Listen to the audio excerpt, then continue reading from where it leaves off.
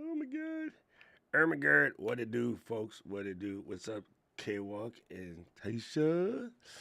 Uh, I was just telling Paul after the last update, my whenever I open the Zoom room, it goes to like full screen on all my monitors. It drives me batty, and I have to go dig and find that setting again. I haven't touched that for like a couple years, but it's in there somewhere. Anyway, let's get it twisted. Yo, so new on the front has been I have been I can't even think what I'm trying to say. Oh, I've been playing with Flip because of Lou, and it's kind of fun. It is kind of fun. All right, so guys, if you go into all three of you, Alicia and well K Walk and Taisha and hey Lemuel, and Joel. The link for the room is in the membership tab of the YouTube page if you wish to come and kick it in the back with Paul. Um, he looks like he bathed today, so should be safe. Uh, yo, so here, let me. Oh, that's the wrong phone. I only put it on one phone, which is driving me crazy. But this thing is pretty cool. All right. First of all, the one thing that's a little irritating is from when I first joined a couple months back, and it wouldn't let me make videos.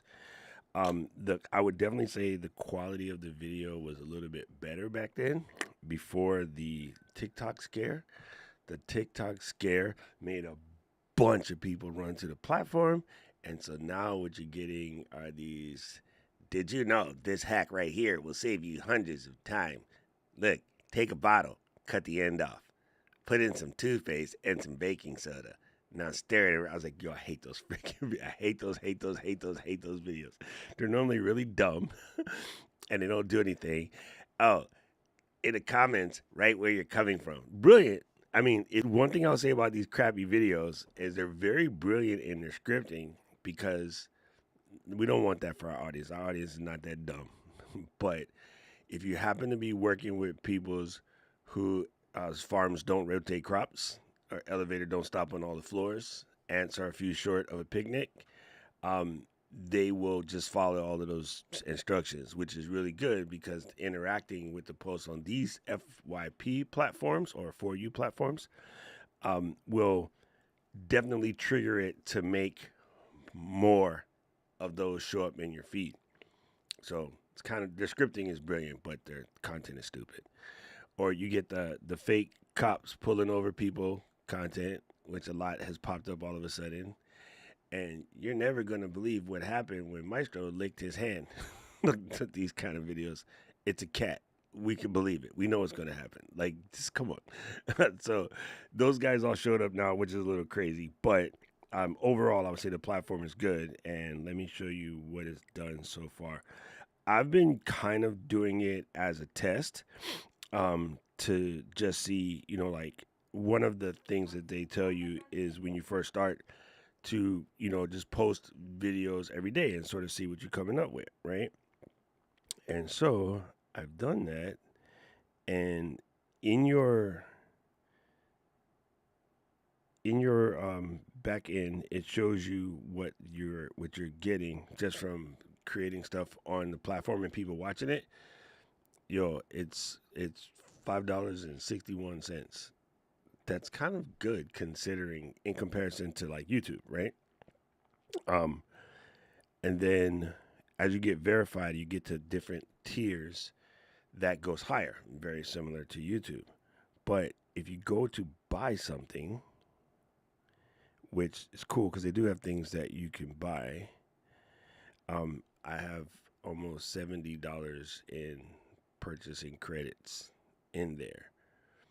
And again, this is only from like 3 days.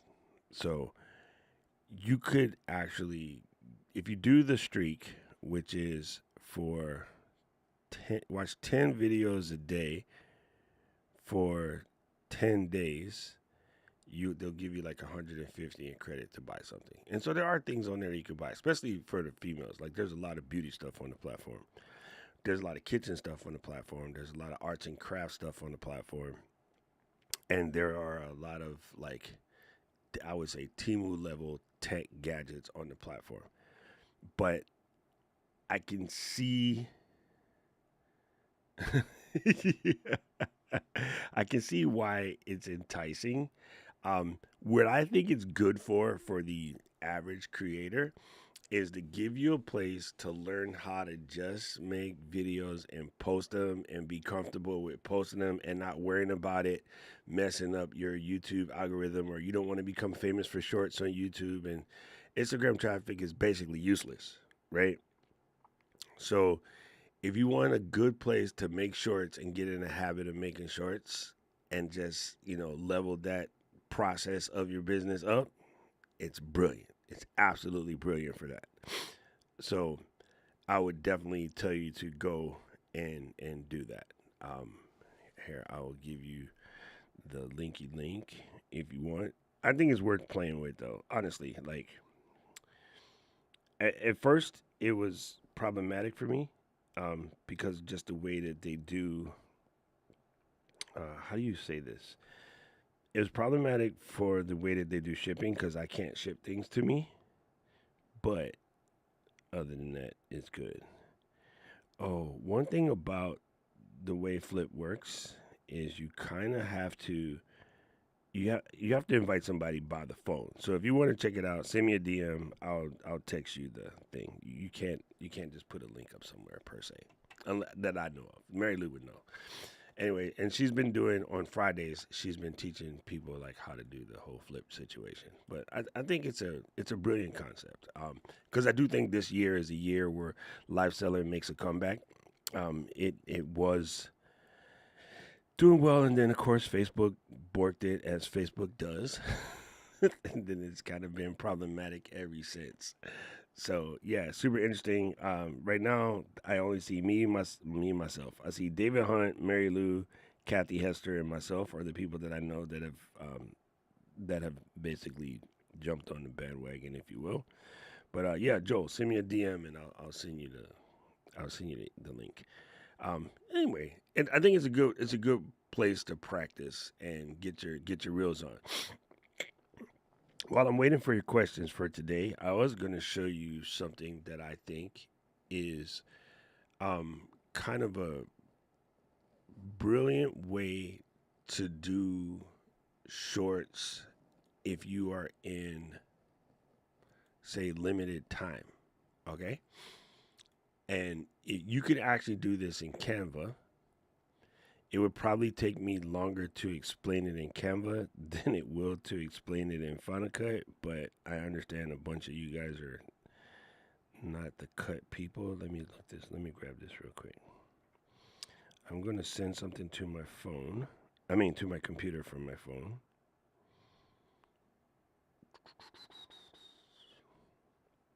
What's up, AT? How are you doing? Largest, how you living? What song was that? Dun, dun, dun, dun. And largest, how you living? Oh my God, I can't believe I know that. Oh, Heavy D. I got it. Never mind. Uh, Dude, you know what's crazy? Yesterday was Uncle and Emma night, and we stayed up till like 1 o'clock watching Rachel McAdams and Ryan Gosling. The kid discovered the Notebook. I forgot how exactly corny that movie was, but it is good. I mean, for what it's worth, it's good. And I realize now why she's like stuck on that movie because of Grandpa and his dementia. All right, let me show you this. Uh, see, man, I haven't used Canva in forever. Here is a good question, King Paco. All right, so I am a road person inside out, upside down, backwards, and sideways. I think for the most part, they're quite similar. I think they're very, very, very, very similar. As far as speaking into it, sound comes out, sound good, easy to set up, so forth, so on, etc. I think for raw power, the Rodecaster Duo is more powerful. But that being said, there is a relatively big difference in price.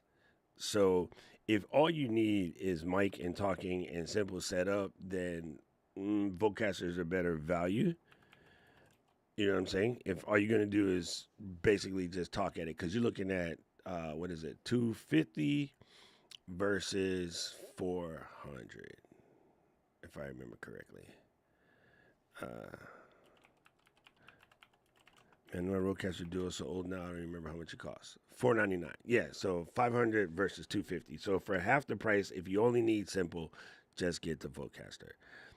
If you want to be straight gangster with your life, Rodecaster Duo is hard to beat. I'm using Rodecaster Duo. That's very instantaneous. It's really, really hard to beat. Um, which of your videos on lighting would you focus on for live at your desk?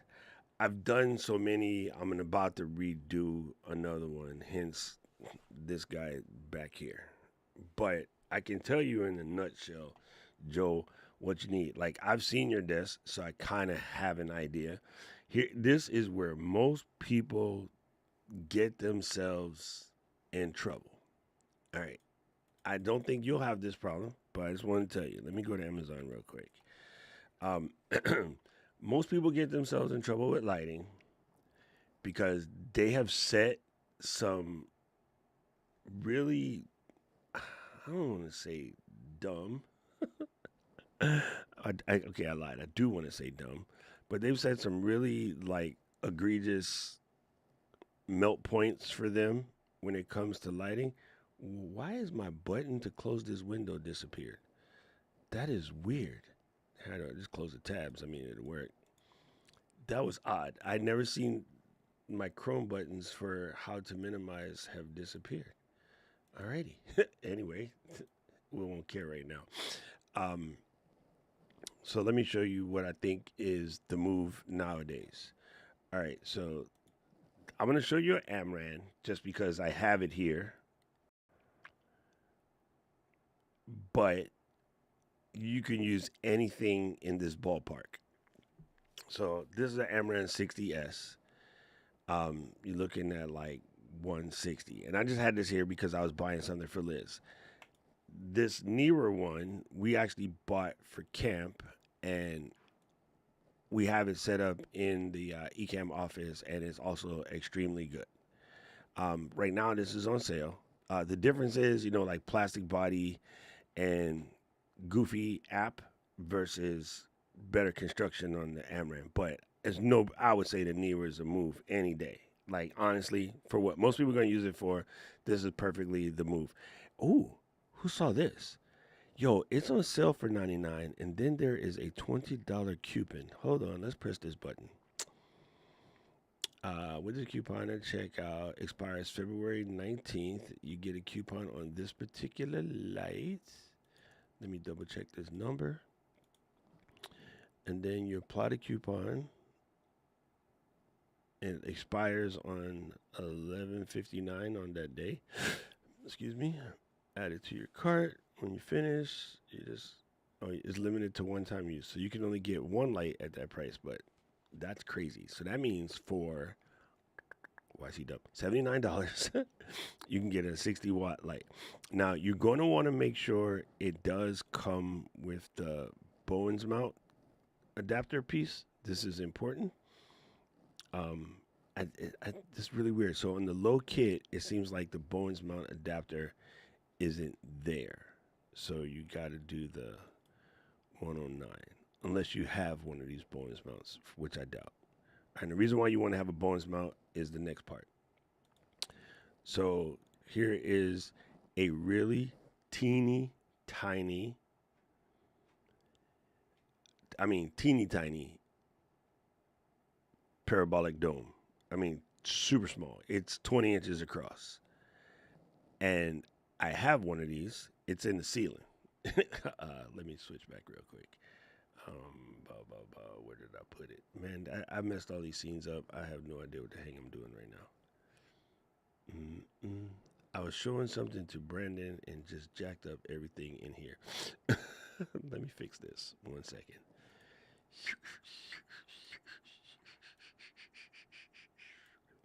There you go. Click to embiggen.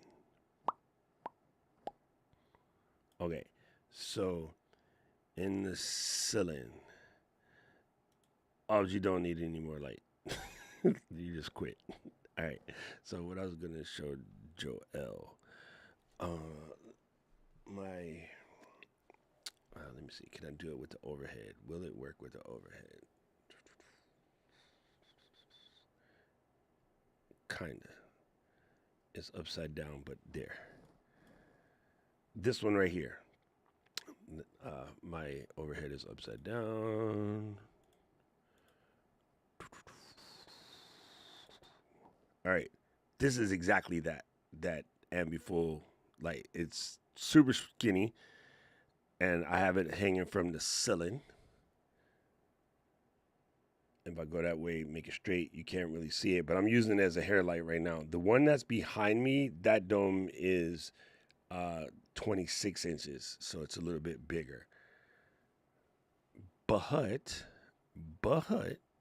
yeah, most people are buying these stupid panel lights, and the reason why I said people set up these weird mental blocks is somebody tells them not to get like a big parabolic dome, because all they think about when they think about parabolic domes is like the one we have in Ecamm, where it's 48 inches across. You don't need one that big.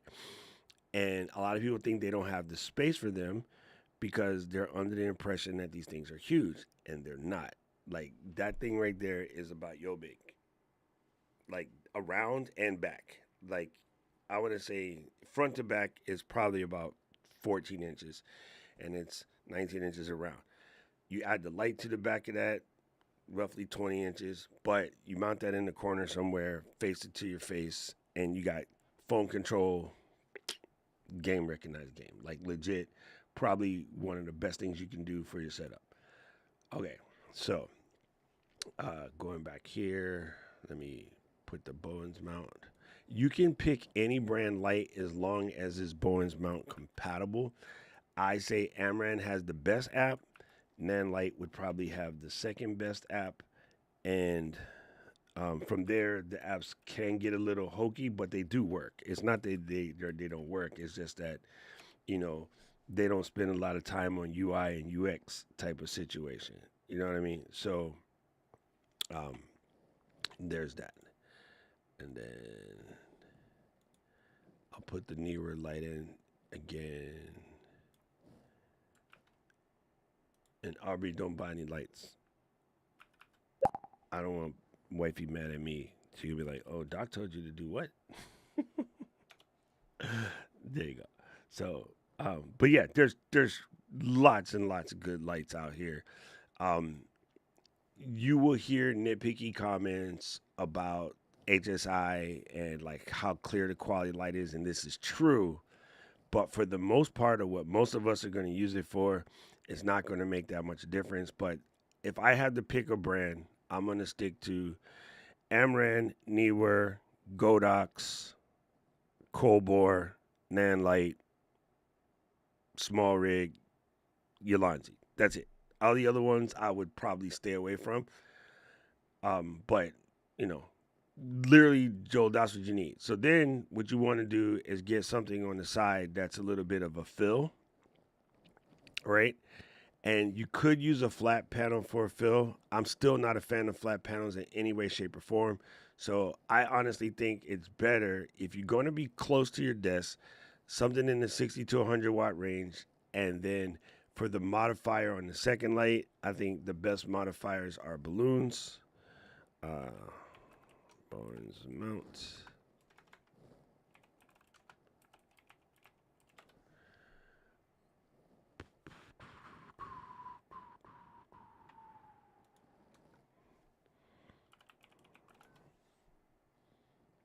Oh my God, don't be like this.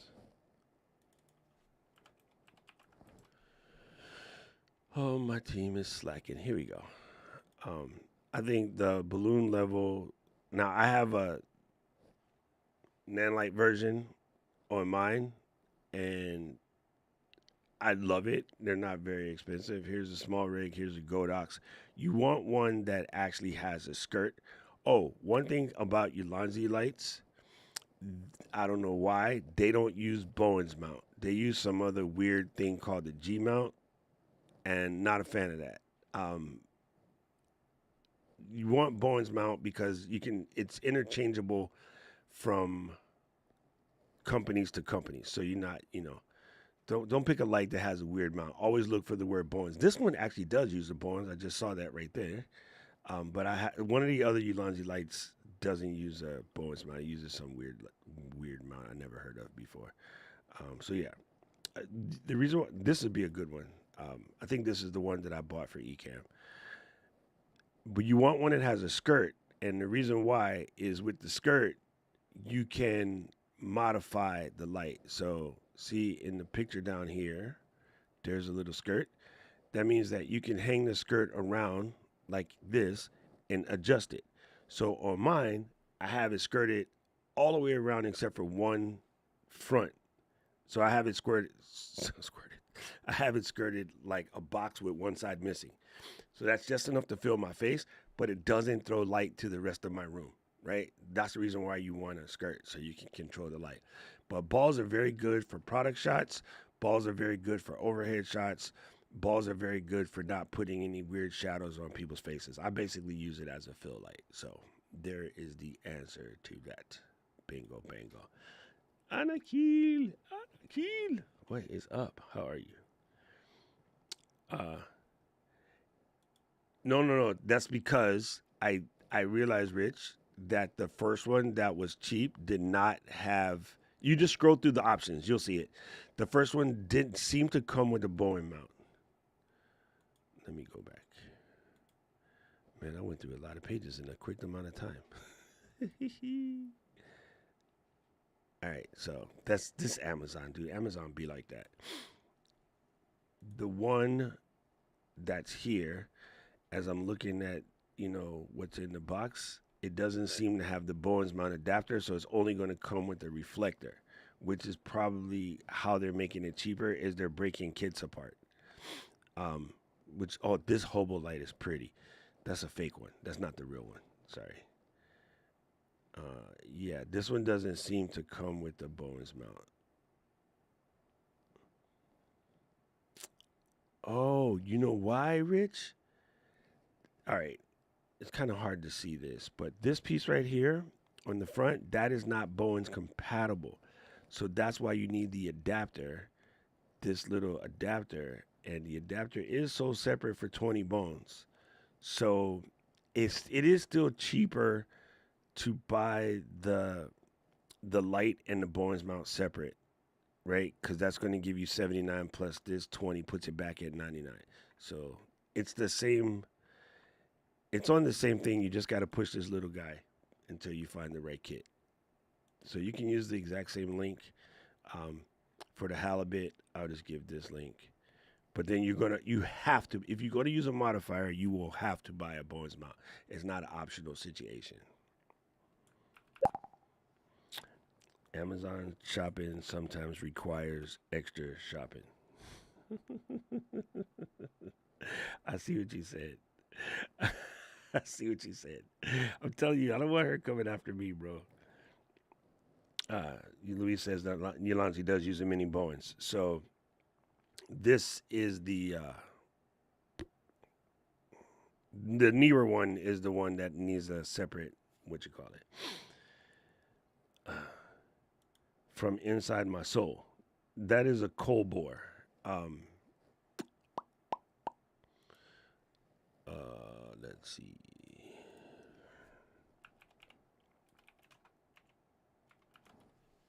It's a Cobor 60 RGB. Is this? Well, that's one of it. There's legit 18 lights in here, so that's one of it. The other part of the purple is coming from the Pavo Tube 60s, which you can see on the desk behind of me. So let's do this. And again, tons of RGB opportunities out there from Newer and everybody else. But yeah. What the heck? That came out weird.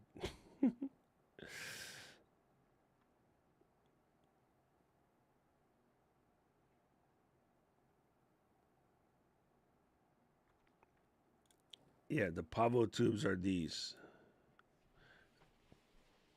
But that's only giving the uplight on the products. The one that's on the wall is coming from the Cobor. And then I can initiate the rest of it by doing this. Doom, booms, She wanna know where I go. There you go. Ba ba ba. Da da da da da. Da da da da da da da. I had turned it off yesterday because when I was recording with the Osmo Pocket in that light, it was good. It was good. Yeah. So he says it's the.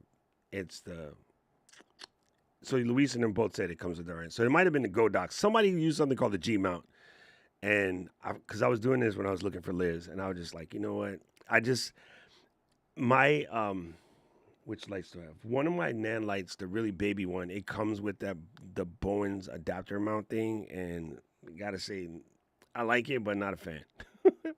I prefer it when the light itself just has the Bowens mount um, built on, 100%. Ooh, yo, that's cool. K Walk says she got a Cobor in Best Buy for $70 last year. Boom, awesome. Yes, do not. The temptation is real. Fam, the temptation is real. Do not just run out and buy a bunch of Philips bulbs and think they're gonna work. They kind of work, but they don't. They have a little like pulsating action that happens when your camera decides that it wants to do a different shutter speed. All right, so go back, go back. The purple is coming from Yolanda's presence. Hey yo, where did? There it is. Paco said. Paco said. Would you pick a fee fine? Nope, not in a million years. But that's just me. That is just me. I'll answer your question and Roy's question simultaneously. Dear Roy, the and Paco, the problem with this sentence is the word best. Um, yeah, no, that trick doesn't work.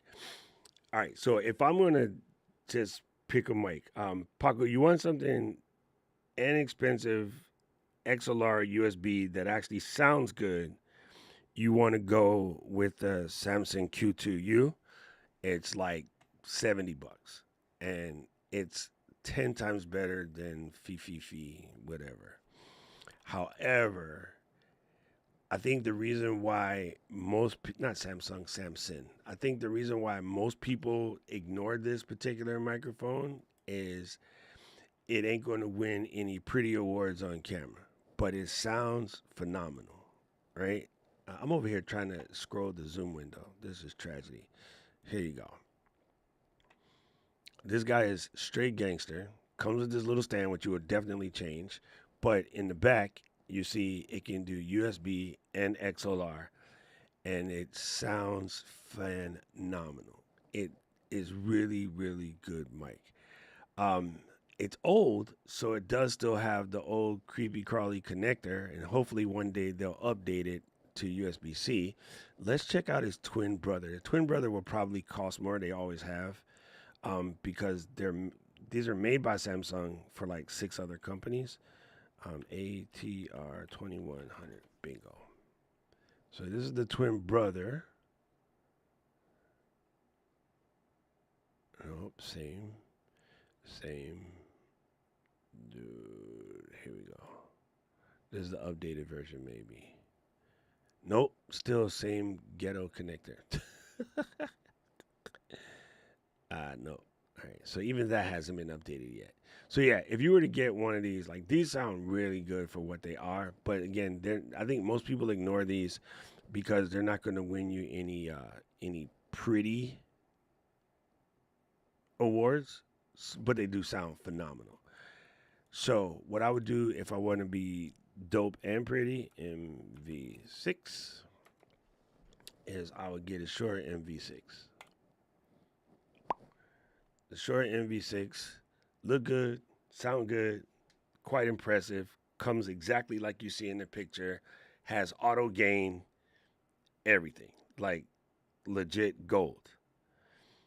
Now, if we're getting into XLR category, this one is USB only. Getting into the XLR category, I think for most people who are trying to stay within a particular budget, you want an MV7 Plus. Period, point blank, end the story. All bets are off. This is legit. Like, absolutely. This is MC Hammer too legit to quit. Like, it's just good. It's just straight up good. The other one that would be good is POD MIC USB. Where he go? Bingo. Also good. Look good. Sound good. You can use either the USB or the XLR. Where's that picture here? You can't really see it, but you can use USB or XLR. Those would be what I would stick to. I would stick to either Shure or Rode. There's other things out there. The Wave is pretty good. Lewitt is phenomenal. But if you just want, I know it's going to work and I know it's going to be easy to use, then boom. Oh, Roy said XLR for phone use.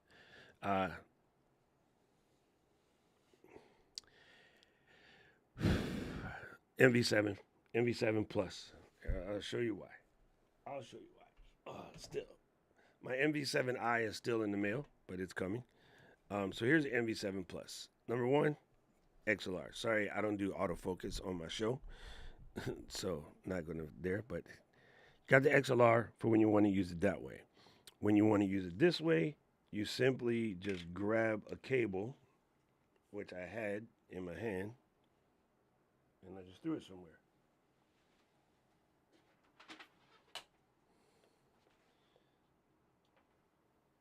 Oh, just get a new one out the drawer.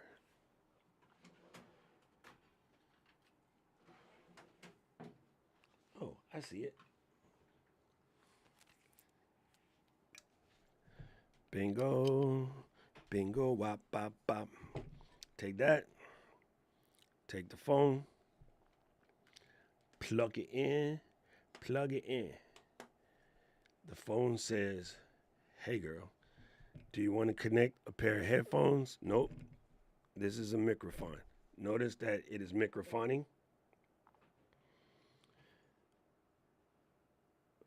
Open up the app. MOT. And I'm going to do mode of video.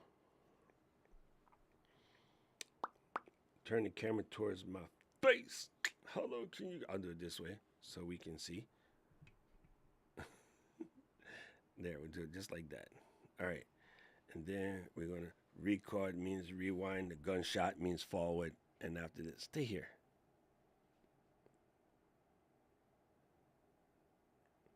Are you recording? There we go. Now we're recording, and you guys can see if I face this towards you, you can see that it's microphoning perfectly fine. I can, you know what I mean? It's coming from here on the computer, but yeah, it just works, and it's a Shure. And focus the camera on your face. Okay. Anyways, what we're gonna do is I'm gonna move this video to the computer so you can hear just how good it sounds, and then we'll make some minor adjustments and you hear how better it sounds. That didn't make any sense. So this is using the Shure MV7 Plus connected directly to an iPhone 16 Pro Max via a USB-C cable. I didn't have to do anything cute.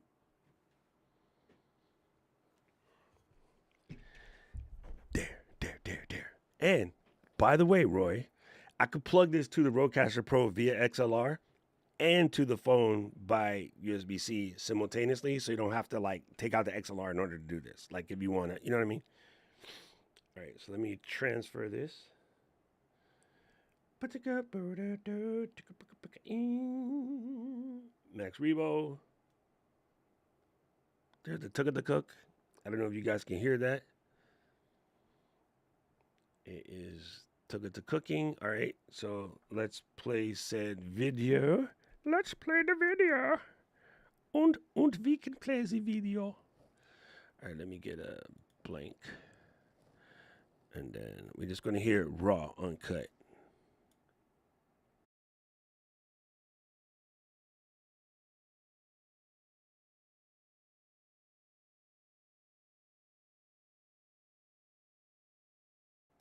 Did sound come out on that?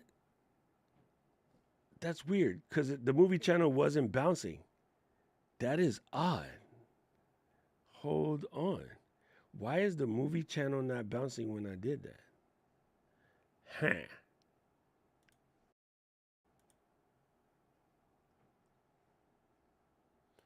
Hold on. Let me think this through. I don't know why the movie channel ain't bouncing. There's something happening here. And what it is ain't exactly clear. All right, that's on, that's on. Oh, I know why. Maybe it's this.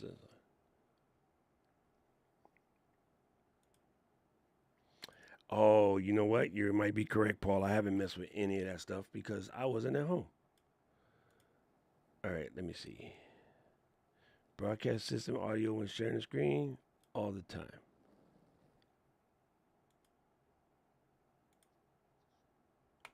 Nope. What if I just play the movie? Huh? I just dragged it into Ecamm.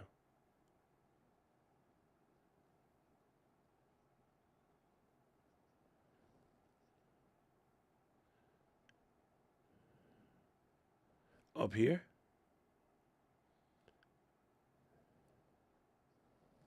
Oh, got it.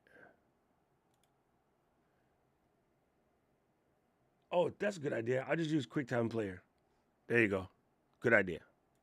All right. Hold on one second, my peoples. Open with QuickTime Player und we will open the player. Und we will hit the demo mode. Und we will play video. Are you recording? There we go. Now we're recording, and you guys can see if I face this towards you, you can see that it's microphoning perfectly fine. I can, you know what I mean?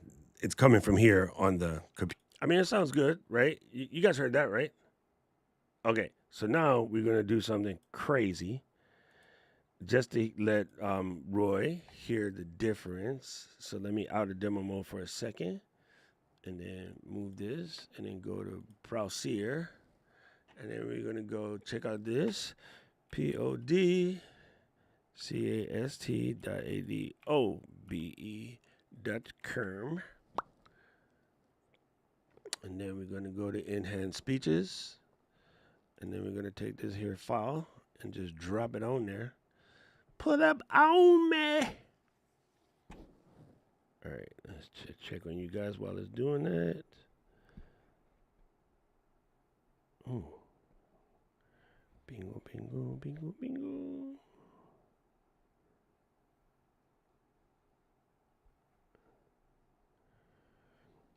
I don't have Rode Mic Mini yet, but I was told from a reputable source, Mary Lou, that of the DJI and Hollyland and whatever, the Rode was suffering the hardest. So that's why I got DJI Mic Minis and says.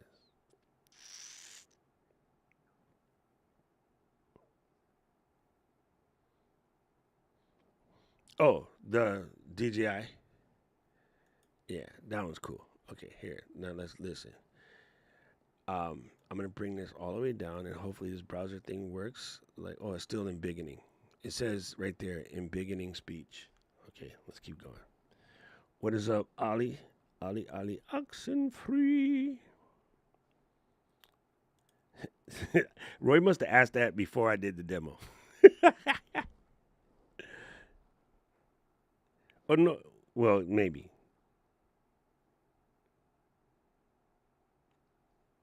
Lala was asking for a mic that does both.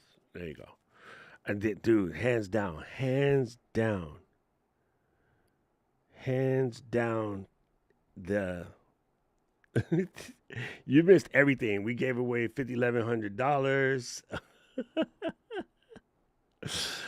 Anyway, hands down the MV7 plus turn on system audio and seeing not default. Yes.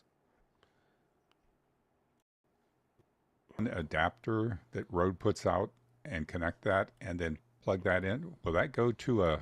Does that have USB in it? What Rode adapter puts out? I'm sorry, the Shure adapter. The Yeah, MVX that one. MVX2U. Yes. Uh-huh.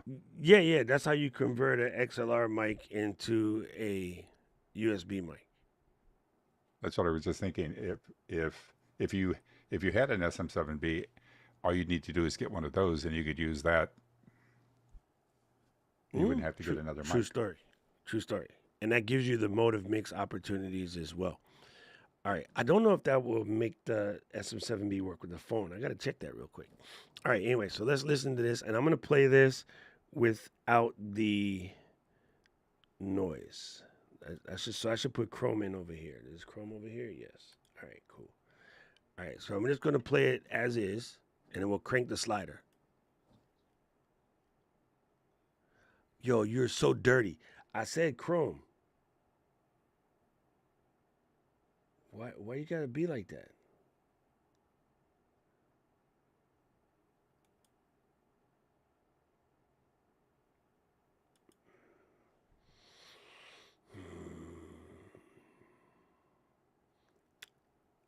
And I even have the screen share on.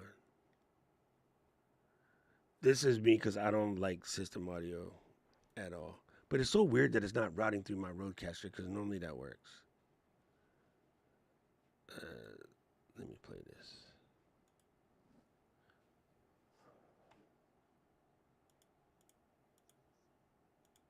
this. Towards you can see that it's microphoning perfectly fine. Okay. All right, so what I'm going to do now is let you hear it with nothing. Are you recording? There we go. Now we're recording, and you guys can see if I face this towards you can see that it's microphoning perfectly fine. You know what I mean? It's coming from here on the computer, but yeah, it just works, and it's a Shure. And focus the camera on your face. Okay. Anyways, what we're gonna do is I'm gonna move this video to the computer so you can hear. It's good. I mean, the version 2, they added a lot of stuff. It's easier for those of you who Auphonic intimidates you. This is your move. Auphonic's still better, but this is your move because it's just free. Number one, throw the video file at it. Just turn on enhanced speeds and slide the slider as you will. And then let me download this. I think this one was good at about 80%. I don't want to overdo it because the mic already sounded good out the gate. But just download that. And yeah, that's how easy. So number one, Roy, yes, you can use a Shure microphone with a phone. And Paul is correct. Buying the Shure adapter, which I have in the box across the room, because I travel with it, will actually, look, I have the box on my desk. How cute is that? This is what Paul is talking about.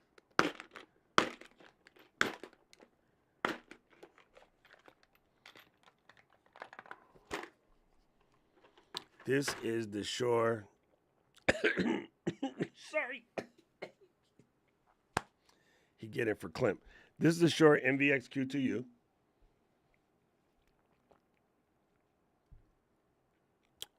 My water bottle is gay.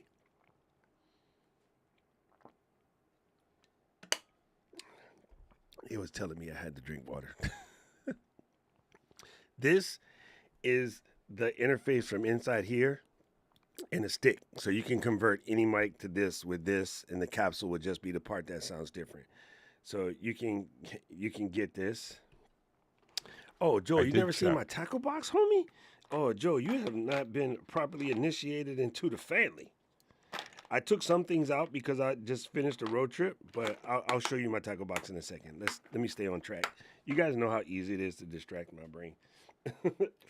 So yes, Roy, that is the answer. Yeah, I the other still thing I say did find go. I Sorry, did Pete. find out. I looked at the Shure site, and they said that it's officially designed to work with laptops and desktop computers. We do not recommend connecting it to an iPhone, as users cannot access full features of the interface that are available via the Shure Plus Motive desktop app.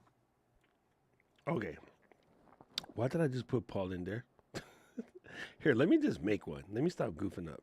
Let me do it this way, and then yeah, we'll just leave it like that for now, in case we got to share something. All right, so where was I at? I had lost all kind of places out here playing games with y'all. Um, I do love my Rode Wireless too. There's a cool new beta that allows you to connect the transmitter to the Rodecaster BP2. What the heck?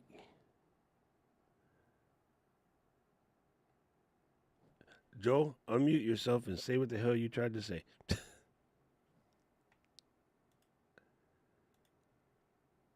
You're still muted, dude. Try it now. There we go. I was trying to say Rodecaster Pro 2. I don't know where the B came from. He's like, what the heck is he talking about? Okay. So, that's always been there. You can connect a You've always been able to connect your Rodecaster wireless transmitters to your Rode. That's been there since day one. The new beta feature is cool, but I mean that one's been there for a while. But yes, you can absolutely connect it. I can show you that in a second. This was a good question though. First of all, don't have one of those. I do not like kids. I like OPK kids because you can give them back, but I don't want. I am the team no kids, right? So I'm like me and Alicia and Mary Lou, we would babysit your kid, and then when they act up, we would give them back before we mess around and get in trouble. Y'all didn't see AT's backhand come through, but yeah. So, however, if I had to, would there be a ban? Absolutely. Here, why is Alicia not the same size as Paul? Guys, I just want y'all to know I always just fix my stuff live. I don't know why y'all be tripping. I don't want them to see me adjusting stuff. I'll adjust this Are you insinuating that I'm fat? a little bit. And it's super dumb. I moved Joel all the way over to the Paul side to make it the same size. Really, all I had to do was just do it in place. Yo, I know what it is. These boxes aren't all the same size. That's the problem. Okay, wait. I'm gonna quit. Watch this. Sorry, people. All y'all guys gonna get thrown out. I'm gonna do this the easy way. Oh my god. Anyway, what were we talking about? Joel said about banning the people out your room. I would definitely ban people out my room because you have so much things and adjusting. Unless you're gonna like properly teach like how to do everything and teach them how to be sort of assistants, it kind of sort of needs to be your free space. You know what I mean? So that you can. Let's put Alicia over there. Joel, sorry, you get bottom. Just make him a moderator. Huh? I said, just make the kids a moderator. That'll solve the Yeah, problem. there you go. They can. There you go. That solves the problem. And I think that's a really good question. I think there's something about the safe haven of your studio being your studio, but I also think there's something about using this as an opportunity to teach responsible consumption and responsible creating because you being a creator, you actually can set the tone. I think those of us who are creators are better opted to manage the kids and their social medias. I spend tons of time with Emma, my niece, and Kazuma and Kota, my nephews that are the closest to me.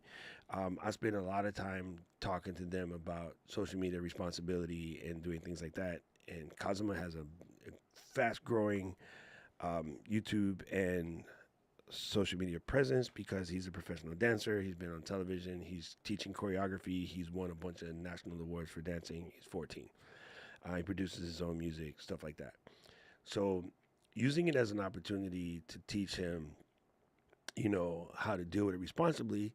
We got we got grown adults whining about the dramas of social media. I'm like, it's only drama because you allow it. Like, if you set your brain set straight and you put in the work, and I think you control how good or how bad it is. Like, if you just let it control you, yeah, of course it has some bad side, but that's the same thing with alcohol or cigarettes or driving or stupid people, like all the things I'm, allergic to. So yeah, I really like I like the idea of sort of teaching that responsibility, if that makes any sense. I think he might even be referring to the adults. That too. That too. The little person does not come in here unless I want to show her something. yo, I don't know if he's making fun of my these boxes or my window boxes. uh, oh, that's super funny. Yeah, this is out of the question. Like, no touch anything. No touch anything. It's now, this is a known quantity because mostly just never would do it in the first place. And I think there's definitely an idea if I might touch something and break something. And here's me breaking stuff all the time and the words that come out of my mouth when I accidentally break something. So I think that's part of it. I think that's part of it too. That's actually a super good question, Joel.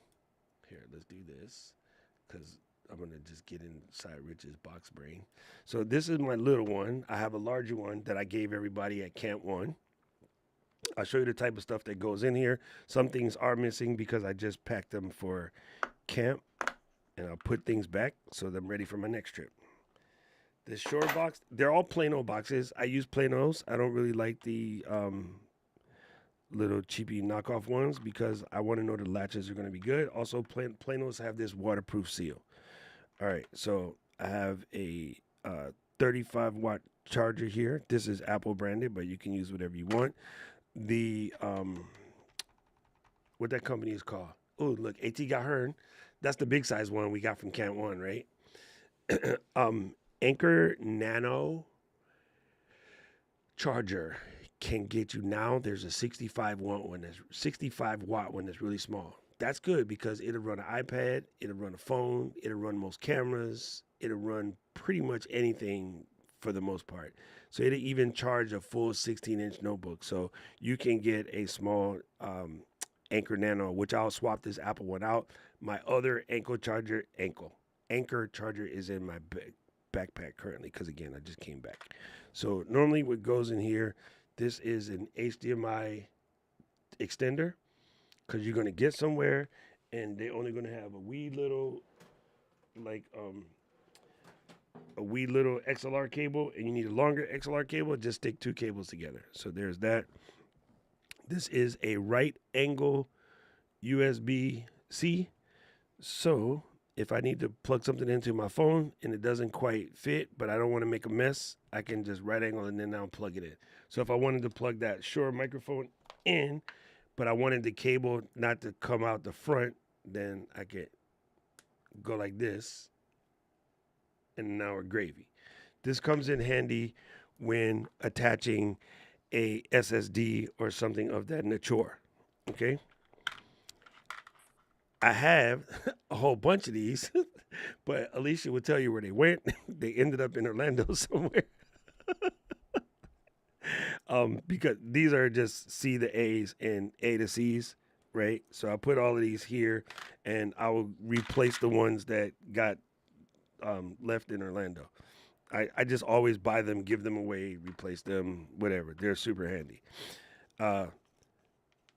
Standard small rig and Ulanzi wrenches, they really don't need to be in this plastic bag, but they just are. A sports camera mount that will stick to whatever. Poles, tables, whole 9 yards. I just leave that in here. In case I need to get an XLR to USB, so this stays in here. In case I need the cam link, this stays in here. This is You know what that is? Headphone to mini, and I have the opposite end. It's in my headphone case at the moment. This is the cap mount for my Insta360 Go S3, so that stays in here. This is antenna for my barrel, right? You might want to use some antennae to get you some distance in your internet. Yes, sorry, the Virgo nature means I have to put it back properly. You know what it is. Okay. Lens cleaners, 3M mounts, which are strong. So if you ever have to mount something really, really important, just keep a couple 3M Velcros in there. Don't buy cheap ones, get 3M, because if you need to stick something good, it's going to stay. 128 card adapter, and normally this has a 512 in it, but I gave it to Liz. And then normally what else is in here, and now I got this new guy, so I can put this in here. This is a, sorry, I used the real one, 2 terabyte SSD in the case. That'll fit perfectly right, chill. Bingo. Put the cable for it right there. And then normally I have some cord oriented, what do you call those? USB-C to A. That look like this. And I have an HDMI version. So those all live in here. And the rest of them are just like, you know, adapters for, I need to put this on a microphone stand and stick a camera, because sometimes you don't have enough tripods, and a lot of places you go will have like microphone stands. So like, for instance, if I want to do a speech at a podium at a hotel and I go there and they have the goose mount for a microphone, but then there's no microphone attached, I can stick this on real quick and put my my action camera tripod right there. I can film my session. You know what I mean? So this is some of the things that lives in here, and there's probably more pieces that are currently in my backpack. But yeah. And then the bigger one is the same thing, but with way more stuff. There you go. There you go. So Paul had asked a question about this versus what? You wanted this one versus what one? Did you say something? You muted yourself. The Shure Move mic. Oh, okay. The Move mic is phenomenal. However, this one definitely sounds better. The thing on the Shure Move mic, which I love the most, is its size, but that does come with the idea of a smaller microphone element. So this one has a bigger microphone element, so it's going to sound a little bit better. But I mean, it's negligible. It's small. I wouldn't go and change them, because one thing about the Move mic, there is one of these floating around Amesbury somewhere. This is tiny as well. So if you're going from the weight, I mean, they both weigh about 10 grams, not rich grams. But yeah, if you already have a Move mic, this is pretty sick. It's super tiny. And then with the receiver, you can easily do good stuff. So I think Shure is probably the best in the game, but Shure is also the most expensive in the game. So there's that, right? And then this one's cool because I like the Afro Skin close in the case. Why they didn't do that with the first one, have no idea. Like, no way. So these Afros, as you saw, are in here because they don't fit in there. It drives me bananas. Really drives me bananas. But this is so good, bro. This is like clutch. Absolutely clutch. So there's those. And then here's these. So get out the way. You know what? We don't need wood today. We're not going to do anything that requires wood. He's stupid. He's real stupid.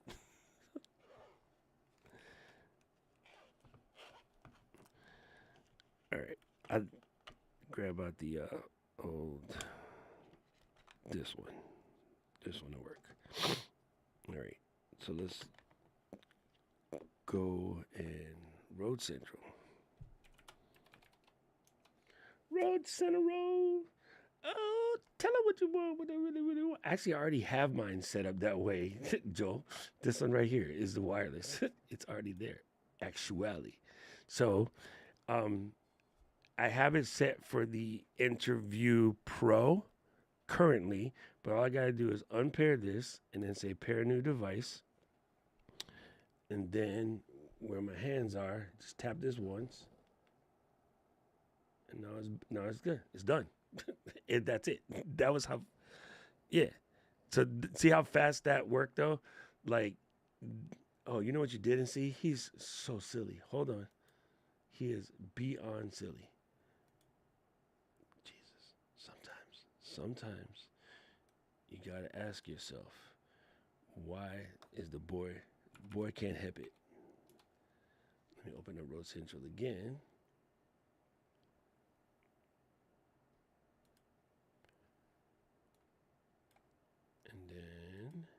And then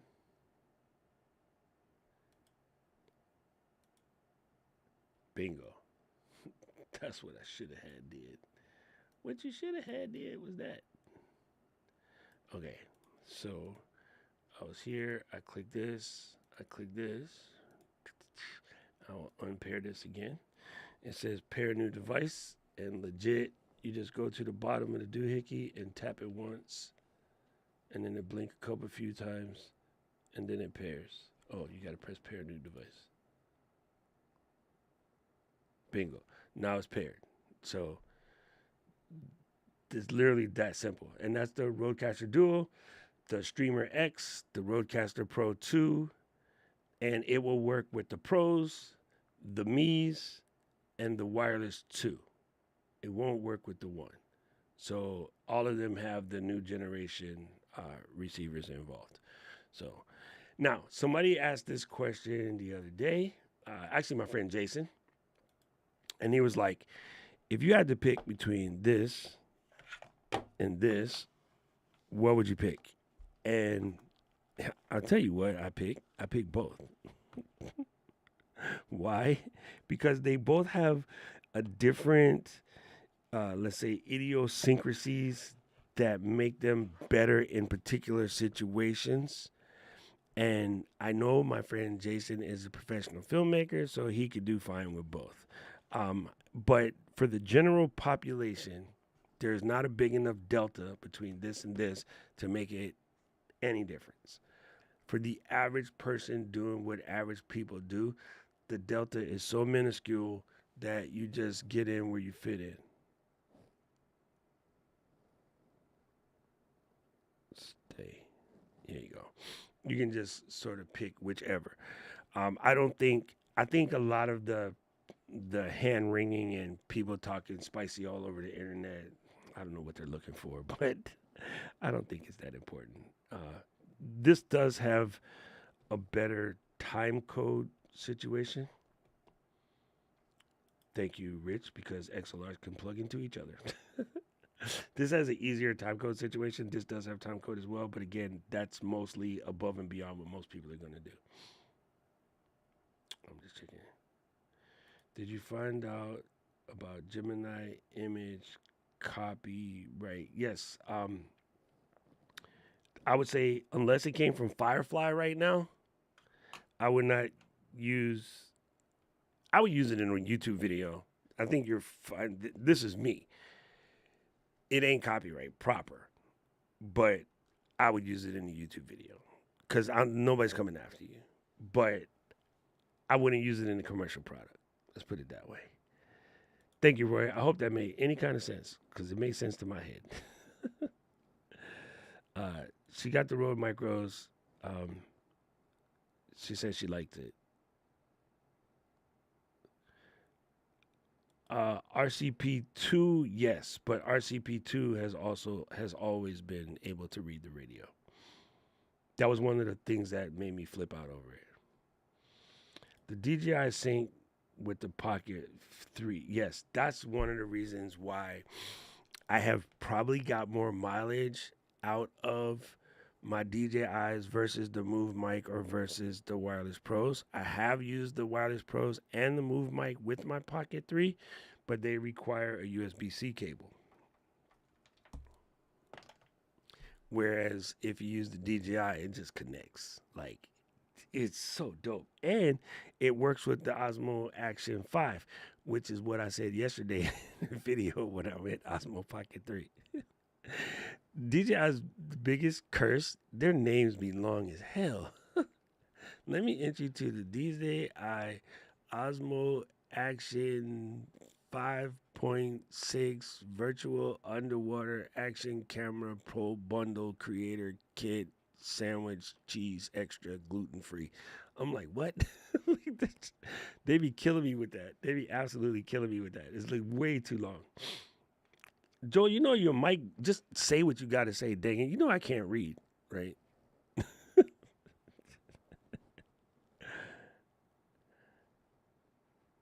Yes, that's the other thing too. It's I have my receiver. So that's what I meant when I said USB cable. So Chris is making it make more sense than what I just said. You have to go like this and like this, and I have totally stuck this to the side of my Osmo Pocket 3. Joe, you say what you got to say while I unscrew my Pocket 3. I was just saying, like, with regards to all these wireless mics, I mean, it just seems like this is a situation whereby, you know, they're marketing to the fishermen as opposed to catching the fish. Because I just don't see like the audio quality difference between almost any of them. I kind of feel like if you got one, use it. Call yourself almost blessed. Yeah. I'm No, for real. almost trying to figure out now if we even need labs anymore. Call yourself. They are laughs. I mean, for all intents and purposes, they are laughs. Yeah. So just keep that part. This is just a digital laugh. This is so. I'm glad. Oh, you said something so valuable. I mentioned this in a video a couple days ago, but saying it in context to a person listening is a whole different vibe, which is why I like doing this. If I'm gonna try to, I'm adjusting my tone to say this in the most respectable way possible, because I am sitting next to Alicia. It's her fault. She has taught me to behave myself. There are people who have been, let's say they enjoy a good steak from the Weston Sizzler. Those people are blessed, because I have been cursed by a Delmonico's ribeye and by Japanese A5 Wagyu. I no longer can eat shitty steak. I just can't. Doesn't work. It irritates me. Just the thought of it irritates me. When you go to some place like the Waffle House and they got steak and eggs, and people are like, oh, Waffle House steak and eggs is banging. Nah, the eggs is banging. That steak is some frozen piece of crap, been in the back of a truck for 6 weeks. Can't do it, right? But if you don't know no better, that's good. Same thing with like someone that drinks wine. If all you know is what's available in the grocery store, you're fine until you go somewhere where you can get a hand of a sommelier and they tell you like something besides Shiraz. Now your brain is broken. now you're looking for better quality wine. I come from an audio engineering background. I can hear the difference even at almost 60. But if you can't hear it, please do not make yourself hear it. This is where people get themselves in trouble, and they get themselves in trouble listening to kin folks on the internet. Because for me, I myself have ruined some people's life because I say, hands down, that the Yeti sounds like absolute dog shit, because it does. But if they can't hear that yet, they're fine until somebody tells them that it's trash. Once somebody tells them it's trash, they can't get that out of their head. They're forever trying to figure out what else they should buy, what else they should buy, what else they should buy. So it's kind of one of those situations where ignorance is bliss. And I was talking about the other day, like how my cool little flashlight here has infrared. And with the infrared, you can look at how clean your hotel room is. Don't do that. Ignorance is bliss. Just enjoy your nice, comfortable hotel stay. Do not go looking for infrared capable stains in your hotel, bro. your whole stay will be ruined. So it's sort of like that. So in this particular case, Joel is correct. The Hollyland, the DJI Mic Mini, the Rode Mic Mini, the Shure Move Mic, there's Anchor even has. And I have watched creators on Flip and TikTok using the Anchor buttons, and they sound fine. They don't sound good, but they sound fine. They sound better than not using it. So at this point in time, right now, there's so many good of these in the crib. Mary Lou did, I think she either published it already or she's about to publish a video about comparing the 5 that she has. And yeah, they're close. I mean, again, I can hear the difference, but if you can't hear it, don't force yourself. Same thing with headphones. Remember, everybody used to be like, "Oh, Beats are so good." Beats were trash, but they're real bassy though. If you like that boom, boom, boom. If you was like everybody in the club getting tipsy and all you heard was the bing, bing, bing, yeah. So, yes, this is the answer. Kevin is on point. The point is just grab whatever pops your socks because most consumers can't tell. And to your point as well, for what most people are going to use it for, stick it to their phone and create some content that's going to be listened to on the phone. Negligible. But the people who, this is what, Mary Lou and I talked about this, Joel, back in April of last year. The companies were always sending this kit to Gerald and Marquez and Sydney and Justine and all these other people who are creating sort of commercial style YouTube videos.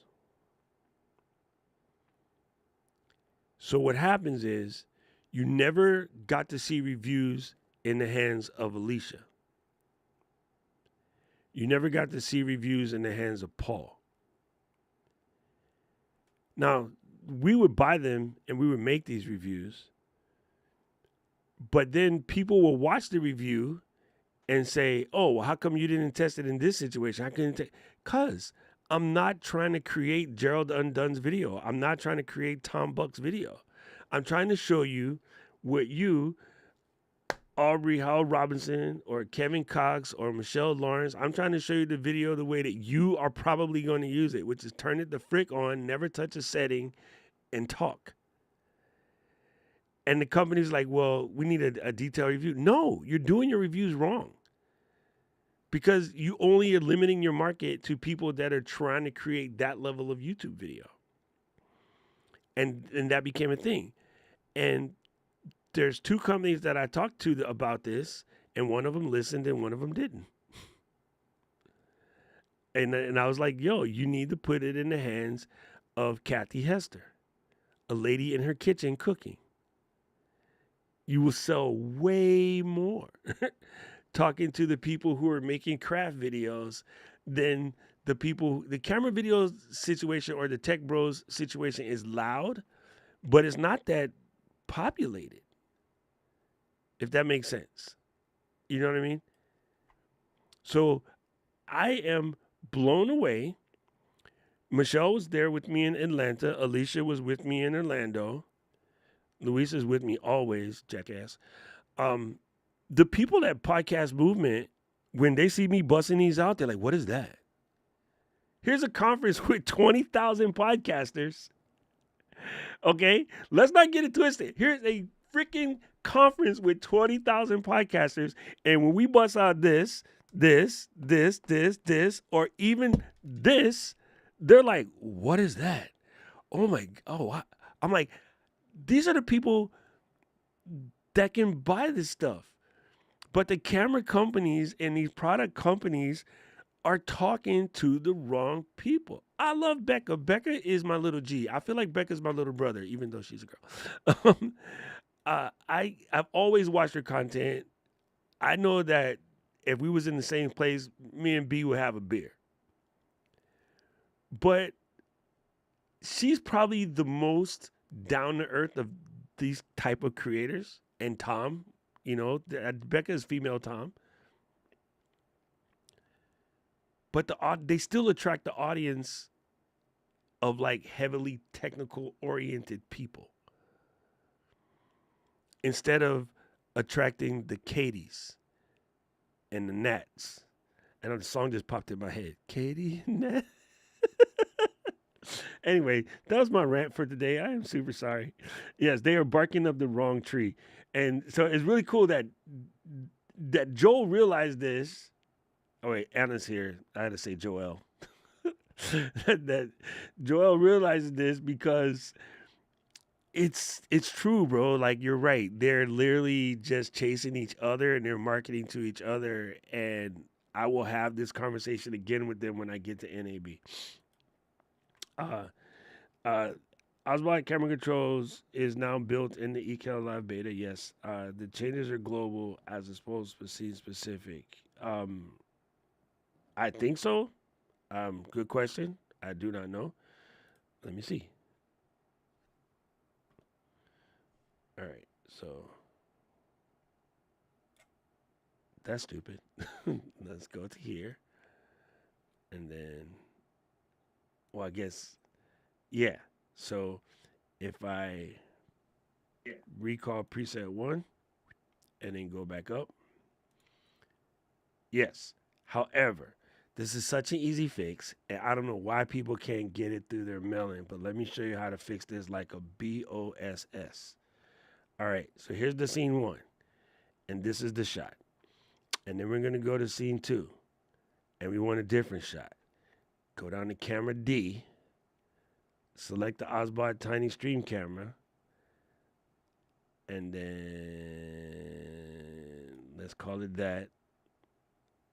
And then let's call it preset 10 because I don't want to mess up my 2. And then save that. And then see what happens. Nothing. Okay, it's not an easy fix. So the boys know about this because Jeremy talked about this. Right? Jeremy put this in, right, Paul? I can't hear what you said. Maestro doesn't make that much noise. Stop muting yourself unless you're gaseous. In case I make a comment that I don't want anybody to hear, wasn't there something in the? Did you in your camera switcher? Did you pick the preset 10? On this scene? Yeah. So is your camera, but in your camera itself, down there at the bottom of the camera B window or camera D window, sorry. Yeah. Where it says Osbot Tiny, does that say? Oh, yo, okay, Paul. Reset. Yay.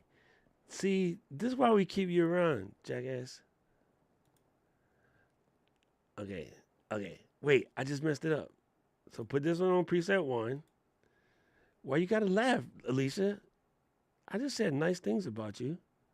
All right, Tommy. So you got this. So I'm gonna do one more scene just so we know what we're doing. All right, this is preset 1, and on here, when you select the camera, you say preset 1, and then over here, when you select the camera, you're gonna say preset 10,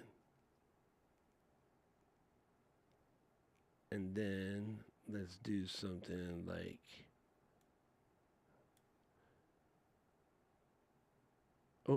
Move. All right. Let's call that preset 10. Save.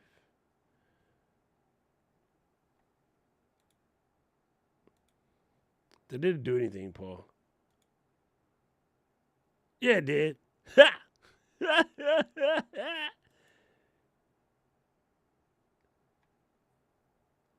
This one didn't go. Try a recall of preset 10 on their window and see if it's there. You have to change. Yeah, there.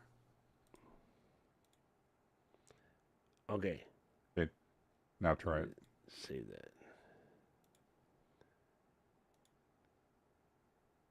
that. Nope. Interesting. Oh, because I was using the wrong camera. He's so dumb. All right, we're gonna do this all over again for Tommy because I did it wrong. Okay, so we're gonna take this scene, we're gonna drop this in here, and this is preset 1. Okay. Then we're gonna make another new scene, and we're gonna drop this in here, and this is preset 10. And then we're gonna make another new scene, and we're gonna drop this E Osbot preset 2. And then I'm gonna move preset 2.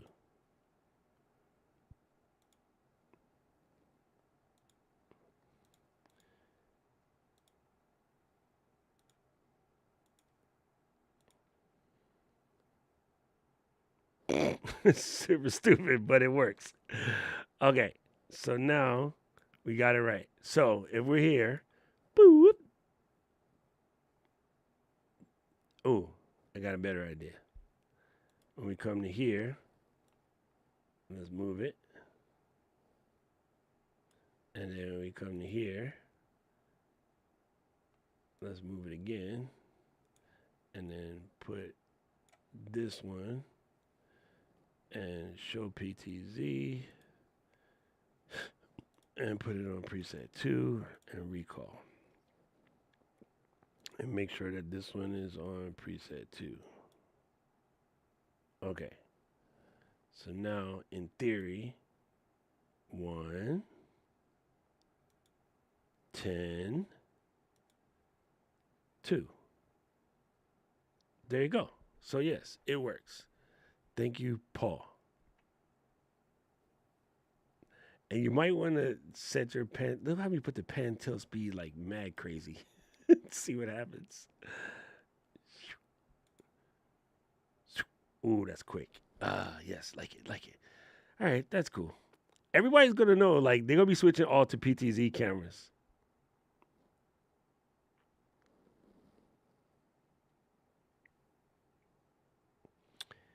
I kind of sort of disagree with this because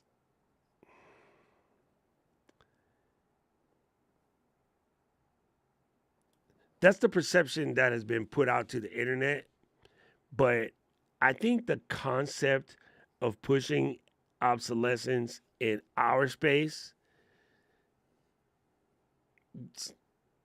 sort of self-serving.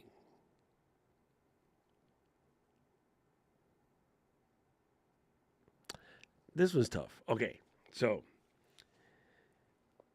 I can defend my team because I know what we do.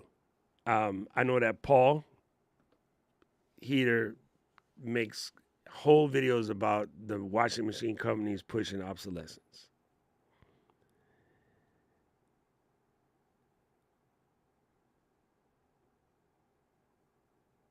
You don't do subscription software to make more money. That's asinine. You run a business model that makes the most sense, that allows you to maintain a business. If Adobe didn't push themselves to make more money, there'd be no Adobe. If Doc Rock Media didn't position himself to make more money, there'd be no Doc Rock Media. If Alicia T. Gumbo Company Limited didn't make more money, there'd be no Gumbo. There'd be no more newsletter and no more Alicia T. So the companies do XYZ to make more money sentence should just never be uttered because, yes, that's what business does. Whether you're a hoe or a housewife, your job is to make more money. Period. Like, that part is just crazy. Now, pure greed, I think, is often thrown at, say, Apple and Samsung and like Rode DJI, whatever. I don't think that's necessarily the case. There is definitely market pressures, mostly because all these companies go public and then they become somewhat attached to shareholders. I'm sorry, my OCD is kicking.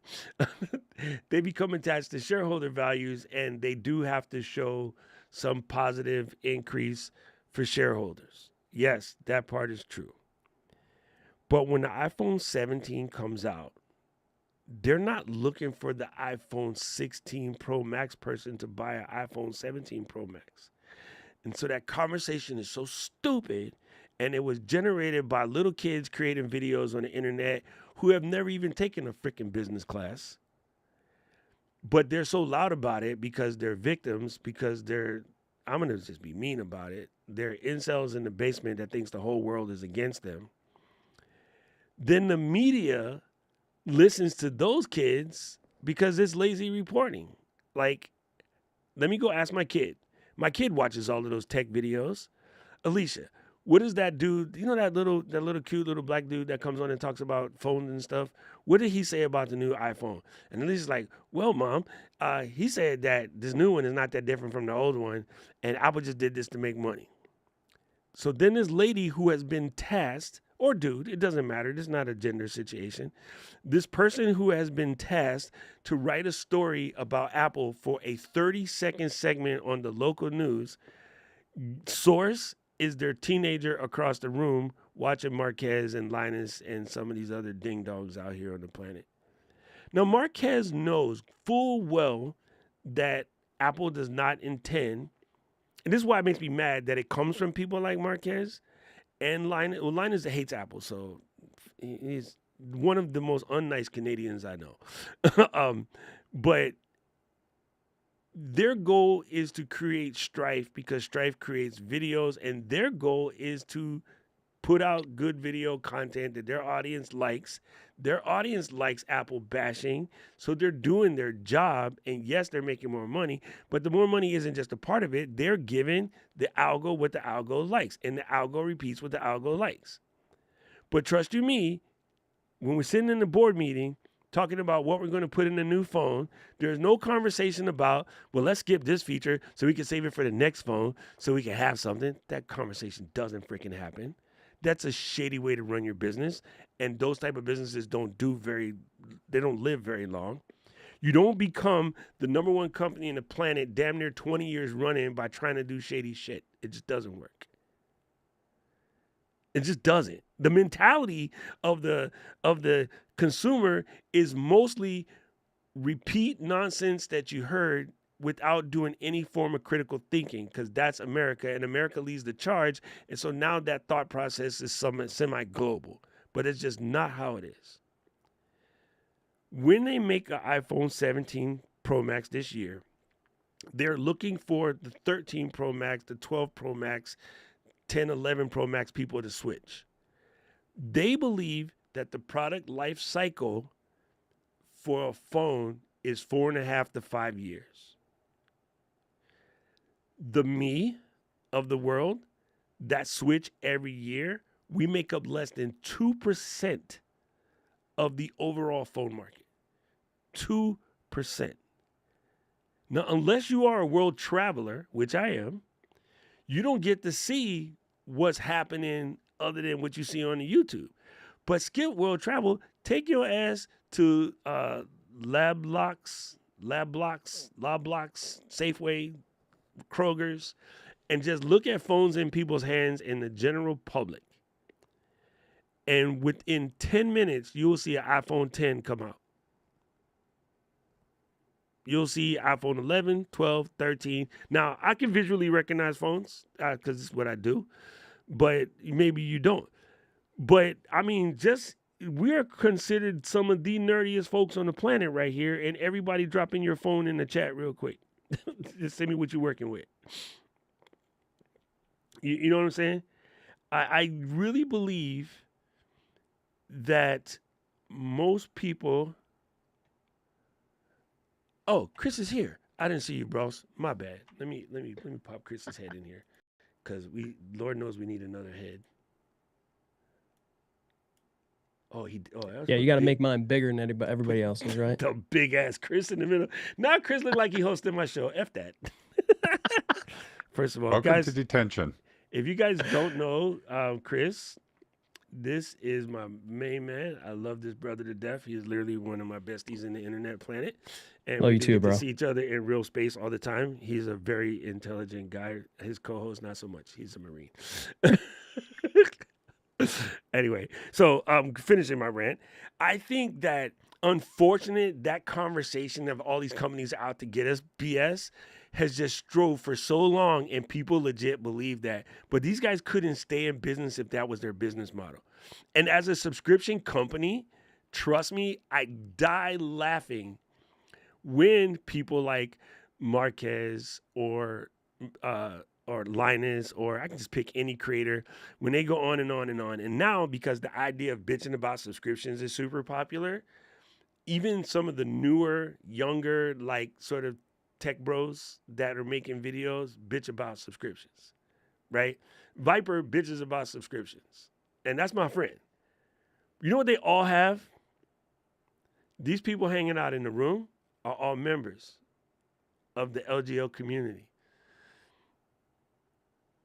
Being friends with Doc on Saturday is a damn subscription. How stupid do I look out here with slong in my hand talking about subscription companies are bad? I mean, do you hear how ignorant that sounds? Linus is like, oh, these making subscriptions. Oh, by the way, if you want to see insider content and see it before anything happens, please join the Patreon. Man, shut the... I feel away. And the people who watch that stuff will get fired up when Apple says that Final Cut Pro is $4.99 a month. But they paid Linus $9.99 a month to be first in line, just to go first on the comments. And Linus will be like, oh, Apple's hoes. They out here cutting throats. They out here charging you $4 a month Final Cut. It should just be free. No, bitch. I worked at Apple. I have 87,000 friends that need to feed their families too. I would gladly pay a subscription to read Alicia's newsletter when she decided to turn that on. Because I need to support the homie that's making content that's highlighting the sisters from my lineage. I would gladly pay Paul for a block words list so people don't be coming up, hey, check out my channel where I stake bottles up my hooter. Like, no, I don't want, no. I will give Paul his money for his list so that doesn't have to come up in my chat. I was showing people that when we were at Podfest, I was showing, what about people who say dumb stuff in the chat? Cool, check out my man's list. I texted Paul, he probably asleep. Paul, wake up, I need the link to the list. He's like, it's in the chat, dummy. Oh, okay, bye. You know, like, for real, like, people have this mentality that this stuff is supposed to be free. And it's not. I mean, somebody posted in Paul said, welcome to the tension. Somebody posted in the chat the other day, why does YouTube charge more for 1080, 60, and 4K on this thing and not on the other? I'm like, bro, listen, fam. You got a 2 terabyte hard drive. This is $60 for the case and $200 for the drive. So it's $260. I want you to put in the next 50 videos you make on this hard drive. They're not going to fit. And imagine, it's probably about 20.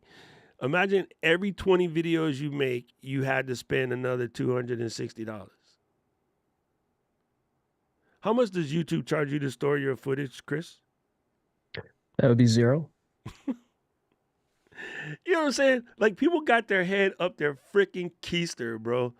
Like 100%. They're like, well, this company just doing this to me. I hope their job is to make money, because if not, you ain't got a job very long. That's all the people that lost their job. What about Netflix raising rates $2? Right? They're the same ones that are yelling, about the $2 increase for whatever streaming service it is. Like, the cost of electricity goes up. Speak with your wallet. Holler back. But yeah, if you really want to cancel it, cancel it. But I bet you they ain't, because you know what's going to happen? Mom. Instead, hey, kid, go watch Netflix. I mean, listen, I hate to say this, because I know for most, even for the person whose money is tight AF, $2 is never going to make or break anyone. I'm sorry. Even homie down the block over here that's underneath the underneath the park sign to get into the beach, $2 a month would make that dude. He been out there for about 8 years. Like, that is half a day of him running around picking up cans. I'm just like, I think it's so fun to be triggered and scream because it makes you sound like you're active. I'm sorry. Like, look, she said 12 Pro. You know what I'm saying? That's who the iPhone 17 is for. The 13 Pro, bingo. 14. These are the people who the iPhone 17 is for. Kevin, not so much. You know what I'm saying? But yeah, it is just a thing. And it's unfortunate that the internet is so loud about this stuff, because even when this came out, Chris and I both did videos about it, and everybody goes, "Oh, that's like $400. Why would Shure blah blah blah?" I'm like, that company is 99 and a half years old. On April 25th, they will be 100 years old. You think that they don't know how to price shit? You've been in business 15 minutes with a cup of coffee. You took a break, took a shit. Like, you've been in business 10 minutes total. How are you going to tell a 100-year-old business how much they should charge for some shit? And now also, I like to set this in stone. No pun. Oh, that's a good. Oh, dude, Chris, that's newsletter, hot takes. Boom, set in stone. Ooh, come on, fam. That's a good one. That's a good one. You can borrow that, Alicia. Make sure I get paid for that. Print it. I really want to set this one in stone, and I think Keisha kind of touched upon it a little bit, but I want to say thank you, Keisha. By the way, she sent in the super chat. Thank you so much. I appreciate you, sis. Listen, if you build your business around the mindset of all the other companies out here trying to get you and trying to fuck you and trying to take your money, you will never make money, because you have a visceral negative reaction to profitability. So when the pimps teach us, don't hate the player, hate the game, that's a legit fact. So when people say, well, what about Apple? How they make? I want to be the next Apple. Will I do some things a little nicer? Absolutely. But I can speak as an ex-employee. The company takes good care of us. We had the best healthcare in the business. We had mental time off whenever. We had like proper meals, like gym memberships are covered. Apple Fitness is covered. We got discounts on just about anything in the planet because all these companies want to work with Apple. We could buy machines at 25% off. Like, yo, we got treated like champions. So does Tim currently have to do some ass kissing to stay afloat? Yes. And all of the people that is like, oh, Apple should just be like blah, blah, blah, and ignore the whatever's going on in Washington, it doesn't work like that. Bill Gates will tell you in an interview in the Wall Street Journal just a couple weeks ago. Thank you, Rich. I love this so much. Bill said his biggest mistake was back in the day not wanting to put an office inside Washington, D.C. He said we made that move too late. He said I should have had that in position like eons ago.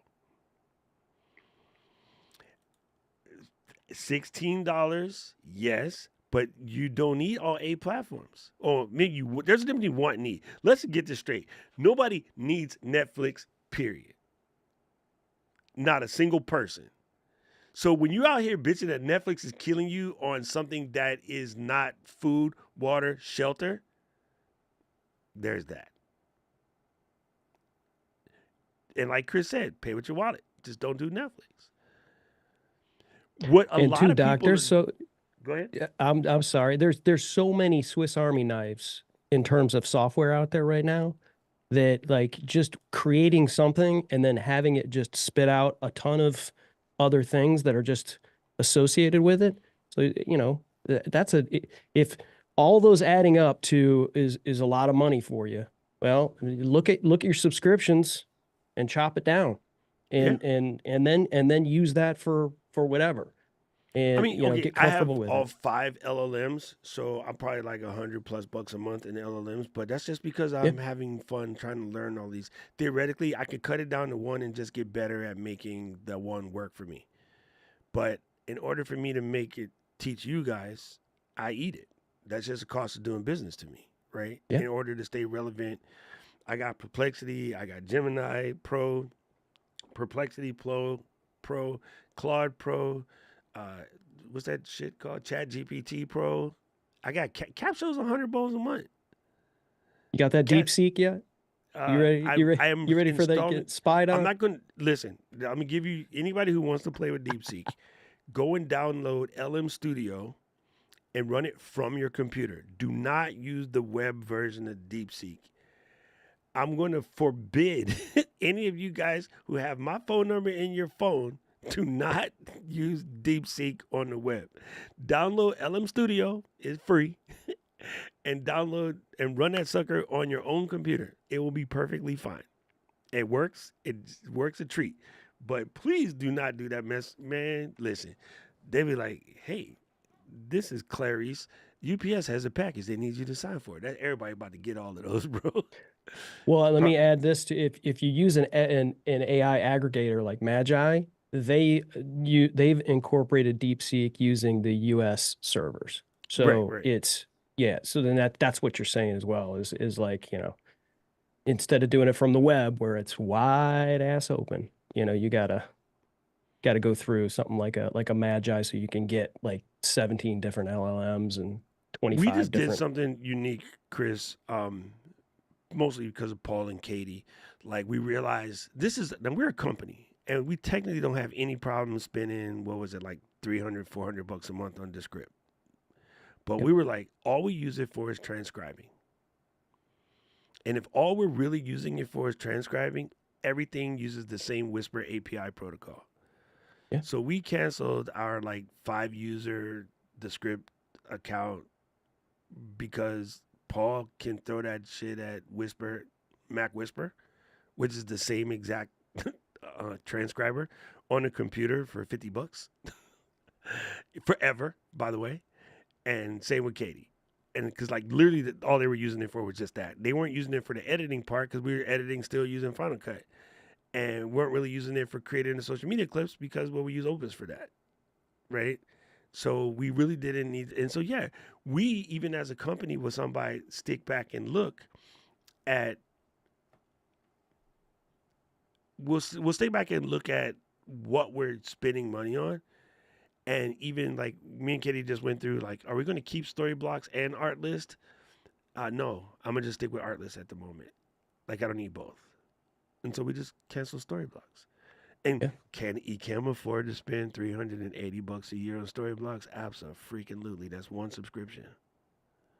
Yeah. But that's just it's not what it is, right? So Or Envato Elements, right? Envato yeah, Elements is another one. You can go and grab music from that, and then cancel your story blocks or Artlist or I loved Elements Epidemic or for a whatever. very, very long time, and then I just went to Elements because I went to Artlist because I just something about the aesthetics of the clips that are in there. But yeah, Yeah. Marshall is still a huge proponent of Envato Elements. You know what I mean? Like, I think the big thing is, and we talk about this all the time, like most of us are looking for these tools in order to try to save time. And at the end of the day, even something like Netflix is somewhat of a time saver because what we used to do for entertainment was leave the house at 6 to catch the 7:30. We got to get parking. We got to get that $75 popcorn. Jesus Christ. That one crushes my soul. That one's been crushing my soul for years.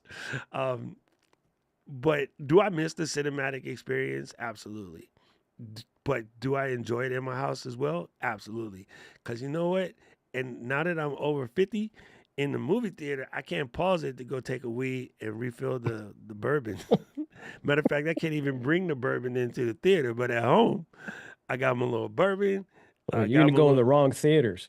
Nika Kofi still. Oh yeah. What's the one in LA that got liquor? ArcLight. ArcLight is dope. Oh yeah. ArcLight is bomb, bro. I love that. And the I'll go to reclining the chairs. theaters, man. If a movie's there that requires me to go, you know what I'm saying? Speak with your wallet, right? So if Right. it, like if a great movie comes in the theater and it's in the theater only, I'm gonna go to the theater. True. Now, Uh, actually, you know, you've been doing a lot with sound stuff. What do you think about Joe's point earlier about all of these little mics are relatively close? yeah, and it kind of goes back to really just the core of what you and Lou talk about, and it's like whatever gets you going and creating the content. The difference between this DJI mic and the Shure Move mic, yeah, there's a monetary difference for sure, no pun intended. But listen, if you already have a Pocket 3, honestly, get the DJI. It connects it and like all you got to do is turn it on and boom, you have great audio. And yeah, like Shure uses that proprietary audio because they say Bluetooth audio is trash. Well, guess what? I mean, if you use your mic properly, right? If this was a Samsung Q2U and I was speaking into it the same way, you wouldn't be able to tell the difference probably. So Yeah. like whatever gets you moving, whatever, some people didn't like that beeper look, from the Rode Wireless Go. You know what? Now you got people with these tiny microphones holding it, and I'm like, what are you doing? But they're creating and you're not, Dude, so I made a get video something that gets you yesterday, moving. and this is how I was holding the microphone because it's with now. Of course, now Put my on the finger. belly of your cap, Well, no, I had ramen yesterday, so the salt got my finger swollen. But I legit just had it stuck to my finger, bro. And I was just like, I was doing the whole thing, just talking with the thing stuck to my finger. And I was just like, look, it's stuck to my finger. It's super funny, but you're 100% correct. And when I look, okay, last week I was at Liz's, and I was helping her build her studio. And when I seen her desk, when I came around the corner, I walked into her office, I seen her desk. Caleb and I both had this. What in the frick is that? Yo, it's a sit stand desk about this big. It looked like a McDonald's tray, but it's a sit stand desk. It's kind of like the one they have at the nail shop where the lady brings it over. Do you like crypto gel? Right? And it had on a 27-inch iMac, 2017 Core i5, 8 gigs, 512 hard drive. Well, Yo, my iPhone will run circles around that computer. that makes me tweak out, man, hearing that. Right? Michelle's, not Michelle, Janet's iPhone, what she said, 12 will run circles around that computer. Liz made over $500,000 last year with that piece of shit computer. We got folks in here right now, Mac Studio, paying it off. You know what I'm saying?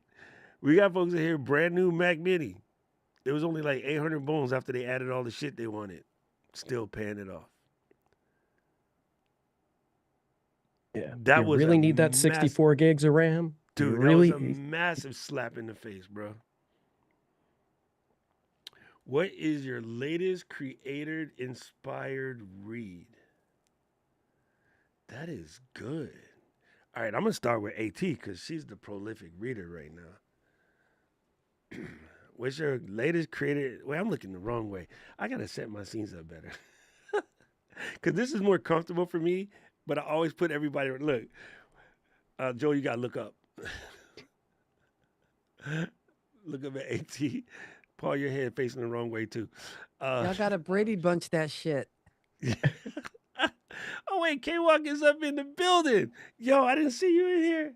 Yo, look, let's just throw K-Walk in there, too. Oh, yeah, so go ahead, AT. Answer the question while I fix K-Walk. I like this shit, dude. This is so much fun. Well, can you hear me? Yeah. Okay. Well, I just started reading it today, actually. I got this recommendation from Katie at Podfest. It's called The Social Shift. So far, so good. That's Katie Brinkley's book. Yes. Yeah. Dude, love that. Yeah, it's a That's great good read. book, bro. Have you got to the part yet about her 4-post strategy? Not yet. Okay, I'm gonna just spill a little tea. I say, I say, hands down, all strategy is autobiographical. And what I mean when I tell people that is strategies are kind of a stupid thing to chase because they work for that person. It's not going to work for you unless you're real good at adapting and learning how to make it work for you. If you try to take a strategy, just pick it up and follow it without making those adjustments for you, you're going to fail. And this is why people will say this strategy didn't work because you didn't learn how to adapt it to you. Let's just be honest, right? Like if I was going to do the tacotarian diet, big ups Joe, and I didn't like spicy, I can't be like, Joe, the diet don't work because I don't like spicy. I would just adjust it and throw everything that said jalapeno. Jalapenos ain't spicy, bitches. But I would just throw everything that said jalapeno out and replace it with a plain ass bell pepper. You know what I mean? Like, it's so simple. But people would, going back to what Joel and I were talking about earlier, people love to be like, oh, the internet lied. It's not good for you. No, bitch, just change the damn recipe. Throw the hot part out. And I can't wait for Joe's Tacotarian book to come out. Because trust me, last week, ate a lot of tacos, bro. Them joints was good. Anyway. All right. So what you reading, Chris? Sponsor Magnet, Justin Moore. It will absolutely change the way you deal with brands. It's and I, you know, when someone talks about sponsorships and brand deals, you immediately think, well, I need hundreds of thousands of followers, but this is the absolute recipe, giving you scripts, conversations, tactics to work with brands and kind of keep them on the wheel, as opposed to, you know, a lot of quote unquote influencers or creators are dealing with brands and they're just like kind of one and done in them, right? And not really treating them like they're sitting at the table with this particular brand. And it can, man, it is mind blowing because he's taken years to get where he's at. And that's really what he is he's a, you know, a sponsorship coach. And he put it all in this book, man. Okay. So, Can you give that name again? It's called Sponsor Magnet. I think you just go to sponsormagnet.com. If you go to Jeff's show yesterday, he had him on. Yep. He's been so on our show as well. Just you can he's get awesome. the precursor. Oh, Chris, if you put the link in the Zoom chat, then Paul will post it up. You can get the precursor to the book just by listening to Jeff's interview yesterday, which I haven't listened to yet, but it's in there. I know, Justin, we got to kick it in LA for a little bit. We did our sessions back to back. So he sat in my session and Katie and I sat in his. Interesting cat. This is one of those things, you know, you meet people in real life and then you used to seeing them on the internet. He is way shorter in real life. I was like, oh, hey, Justin, nice looking at the top of your head. I thought you were way taller than just looking at you on the internet. But no, he's cool cat. All right, so Rich brings up a good one. There's two parts to this. The first one by Matthew Dix, I talked about a long time ago, and it's oh my God, Storyful. And I think this is something that a lot of people should, Storyworthy, sorry. The first one is called Storyworthy by Matthew Dix, and now he has a new joint called Story Sell. Storyworthy is good because Matthew talks about a practice of basically writing your story every day. And it was one of the things that got me back into heavy journaling, but it's a really, really good book. Interesting read. Homework for Life. That's what it is. Rich knows. Homework for Life. Super, super good. And I got those in there. Joel, are you reading anything right now that's popping your socks, or a podcast that's got you tickled pink? Yeah, I went back and read a different couple books on old school marketing, because I'm kind of thinking that even in the digital age, we're doing some of the same things. 100%. So I got a few in rotation, but the one that I'm reading right now is just to help out with imposter syndrome and ADHD. It's called Crash the Chatterbox. Crash the Chatterbox? Yeah. Also a good name for a punk rock band. Right? Oh, dang. I got it. I found it. Steven, last name looks like a swear word. Furtick. Let me get this. I'll post the linky in here.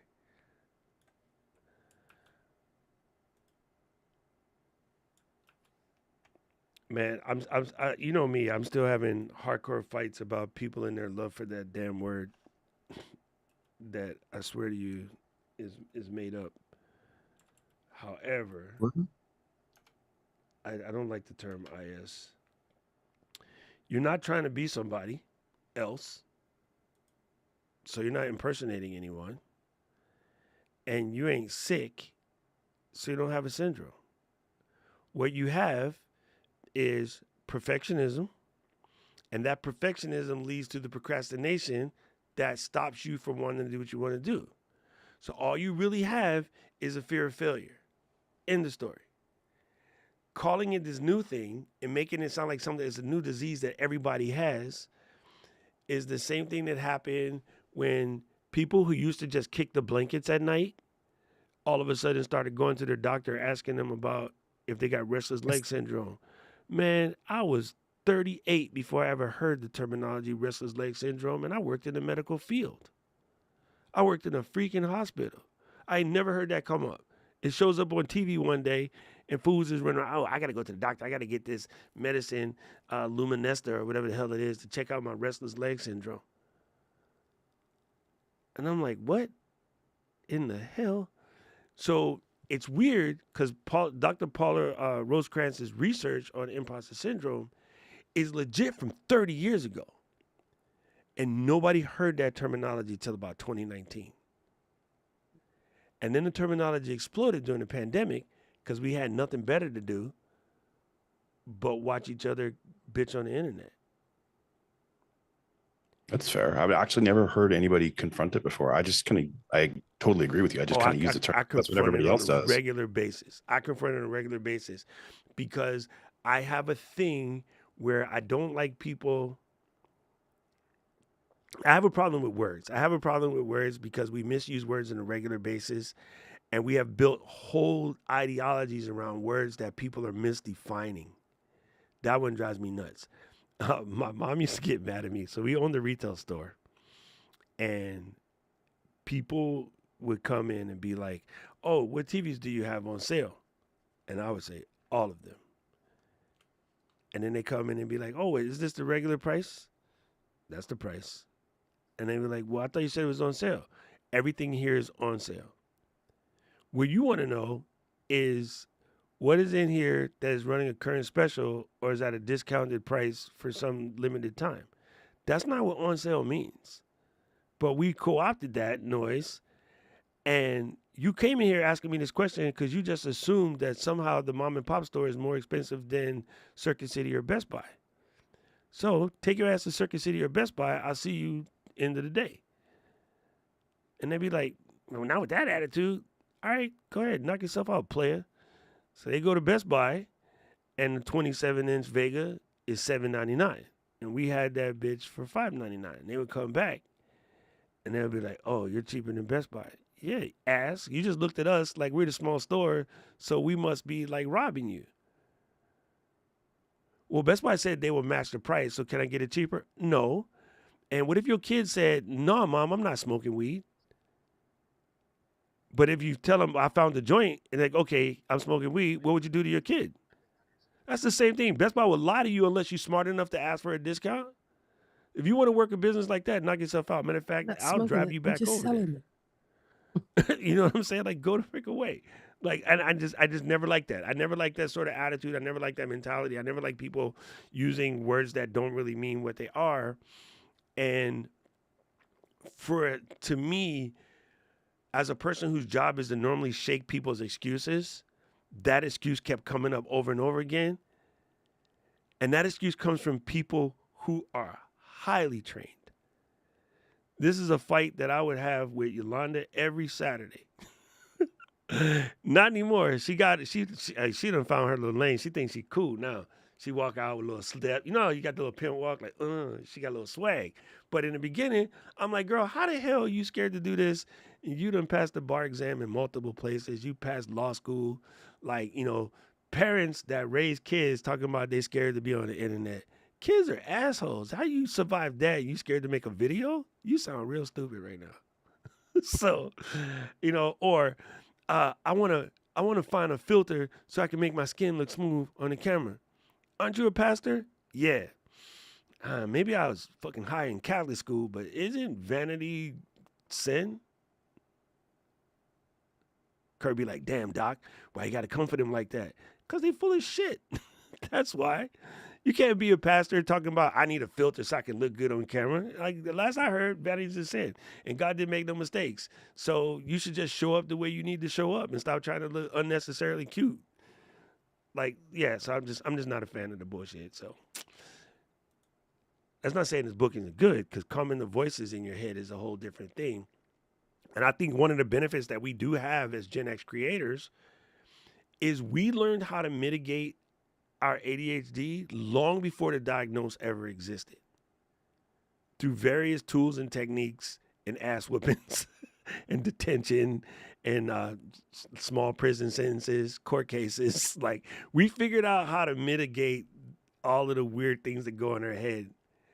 And so my only fear, and again, I can't speak as a professional, my only fear is that we start adopting the techniques that have been made for the kids, and it's going to make us less effective. Because we built an entire 2 generations while we are completely broken.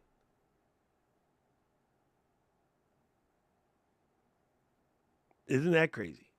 And now we're going to start, you know how we make fun of the kids, how education is bad because they lowered the bar so that all the kids can fit in?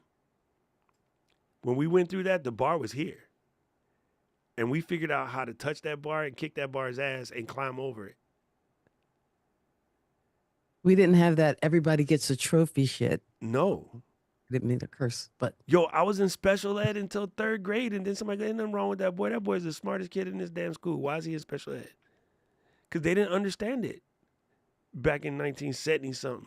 1970. Sorry. You're going to go ahead and put Biggie on the list, K-Walk. You know, Yeah, and earlier you were doing Jaquan Tipsy. You know, don't think I didn't hear that. dude, we have a... we like Kathy. We have a playlist of all of my that's my ADHD. musical by the way. Tourette's. My musical Yeah, Tourette's yeah. is my ADHD thing. And here's what is so adorable, guys. I'm hanging out with little Jill, her twin boys, Bobby and Kenny, and I started singing in the middle of the night. And then he started finishing the lyrics. And I was like, yo, he's way too too young to know Billy Joel. And he was like, and first of all, his mama can sing. Yo, little mans can sing, right? He's like 9. He got a voice of an angel. So we're in the ECAM office now, and me and Jill are setting up to do the stream. I started singing something random like Fine Young Cannibals. He starts singing it. Oh wow, And I'm just like, that's awesome. then the twin brother kicks in. I'm like, Jill, your boys have musical Tourette's? And she's like, oh, yeah. That's why I always laugh when you say that. And I'm like, but they're too young to know this stuff. And he goes, yeah, but so do I. So I'll be listening to this in the car. So they know all of the songs. These What kids you're are calling- like 8, Shout 9 out to years Jill because old. I believe today is her birthday. Oh, for At sure. least it showed up on Facebook. It was just the most adorable thing. So we was in there, we having the quartet in the office, just singing random stupid stuff that comes up. But yeah, so like it's weird that, and she fosters that because it worked out for her. You know what I mean? I think a lot of people, it doesn't work out for them because they don't have people or family or systems or some other things. And so this is why it shows up just differently for different people, right? I think for most of us that are in our community that has it, we just found ways to work around it, you know, through whatever support systems that we had. All right. Paul, are you reading anything spectacular? Okay, Doc. Oh, come on, gangster. Come on, gangster. Shameless plug for my man P. Shameless plug for Phil Palin. Yes. I think most of you who went to camp got a copy. Let me grab that. Yo, that's good. PHILPALEN.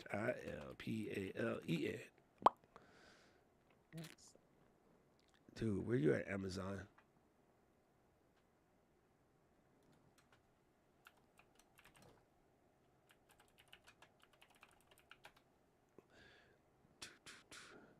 Amazon is not showing me the link. I know it's in here. Why are you being like that? Come on, Amazon. There it is. Amazon was trying to show me the Audible book, which is that one might be a little bit hard for Audible book. That one, but I wonder if the Audible book is read by Phil though. I was telling Caleb, I love when the Audible book is read by the person.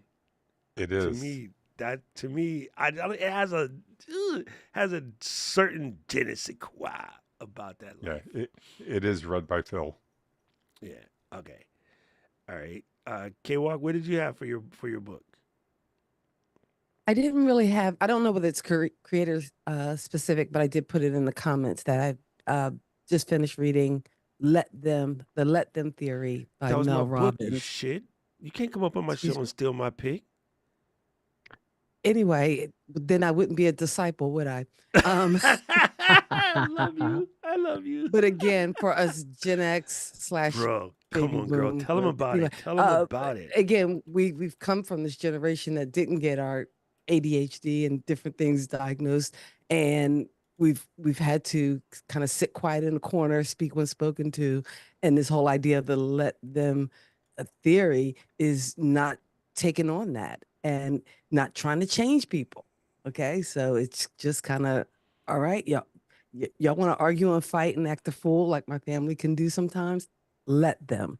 And then the second part is let me. So I've been trying to carry that let me part in as far as even what I want to do and with my content creation. So yeah, the let them theory I've been enjoying. I've even started listening to a couple of the Mel Robbins podcasts. So I've been kind of tapping into that. Yo, all And up the in book I there. was actually reading when this started, I was sitting out on the porch reading.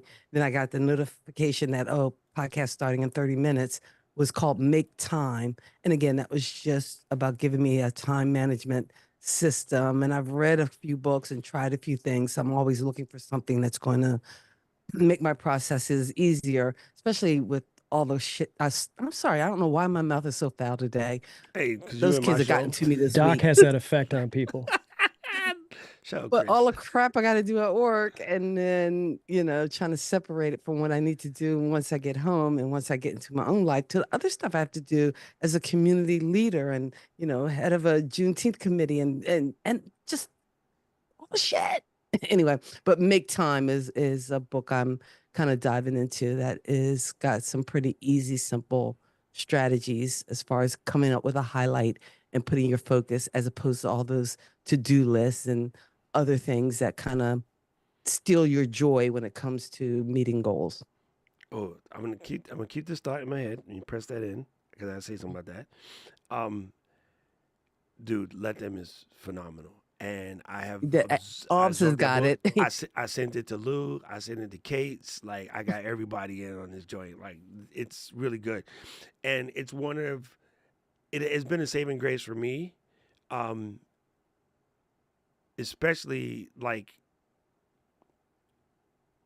coming off the decision of like not being as active inside the internal community because I'm spending way too much time trying to protect Ken and Glenn and like deal with people's insanity. Like I just have to be like, I ain't got time to F with them people. Either you down or you ain't. Like you either in or you in the way. Like I really am trying to not work so hard to drag people along who don't want to come to this party, right? Like I'll give you like 3 swings, and I might even cut that back to 2. But I'll give you like 3 swings to try to get you to come. And if you still don't get it, I'm done with you. I ain't got no time for you. And it really came to mind because Paul knows Voldemort took up way too much of our mental capacity for about 1.5 years. And I'm just like, why am I even thinking? F that dude. Voldemort is out the way, right? We have a couple of them in our circle, but yeah. Anyway, so this is my book. I've been talking about this a lot. Oh, dang it. You forgot that. Sorry. When I copied the title, I didn't concatenate. It's going to take me a two paste. There we go. Ryan Holiday, Ego is the Enemy. I think this goes a long way too for us Gen X people. One of the things I think is a big deal is I look at somebody like myself in my professional career, even Chris. Like Chris came from a very illustrious professional career. A lot of time converting that stuff to media. A lot of people that are our friends have a hard time with that, right? So you take somebody like Jim, who commanded troops galore, and then he got to go switch to go to the internet where somebody's going to question his intelligence. If it wasn't for the military training, it would be easy for my brother to take those comments to heart and then be like, oh, maybe I shouldn't. And it's like, bitch, you commanded 1,500 Marines in running this military to protect this country, and you gonna let some dumbass say some shit in the comments that's gonna twirl you sideways? Like, you've been trained to take people out at 3,000 feet where they don't even hear you breathe and they never breathe again. And you're gonna let this person in the comments say something to you to mess you up? A lot of us Gen X people, K-Walk's, professionally educated. Chris and I are professionals. Like, AT is a professional. AT is freaking automotive engineer, bro. She's brilliant. She gonna let somebody say something dumb to her in the comment and take her off her game while she's out here trying to teach, prominent Black history, females in Black history? And he'd be like, no, you ask one of these assholes to help design something for GM, and they can't. They work at the Piggly Wiggly. You said Piggly Wiggly. This is where, to Joel's point, where imposter syndromes come by, is because we haven't developed sometimes the skill to remember, stand on business, as the kids say. Stand in your power, as I call it. Right?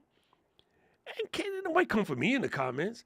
Like, I got one the other day, and I was joking about it, but kind of joking, and it was kind of irritated, but then I kind of laughed at the same time. I had the full ass rainbow of emotions when it came through, which for me is already on the spectrum because I'm not good with emotions in general. This dude here, I got the whole thing right here. I'm gonna put it on the screen because it was just funny. Dude came to me and said, a mic is about audio. Please do the audio example right at the start. Who cares about the unboxing? You only need to do it once, but you listen to audio every time. And my first thought is, listen, ho, I've been in the audio business for over 40 years. You know what I'm saying? 1/10 of Paul's life. You don't tell me what audio is. Bitch, I could get down into the deep scientifics of microphones if you would like to. I've had the pleasure of breaking bread with engineers at Short. With Chris, by the way. We was there. Well, there was a whiskey drinking too and a comedy show. A little bit. And some other shit. But, I mean, like, come on, ho. But that dude doesn't know that. It's no effect on me. It's no indictment against my training and knowledge and skills and body of work. That's the word we're looking for. So one of the things that Ryan speaks about in the book is like that initial reaction when homie said that, and my initial thoughts, that would have been my ego creating a problem that I can't cash. I was impressed that I was actually impressed with you that you did not react to that comment. I was just kind of like, I was ready. Paul was in right. Paul was like, ooh. Look, he had his little tea. He was sitting over there like Kermit.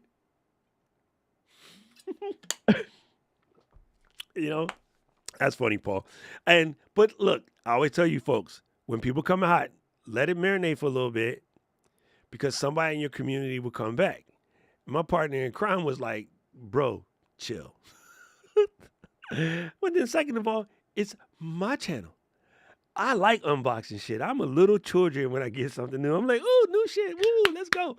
So I'm going to unbox it. And if you don't like it, play it. Look, there's 100 people talking about this today. There's 100 videos made about this today because everybody else is trying to be the next Marquez. So you can ignore mine.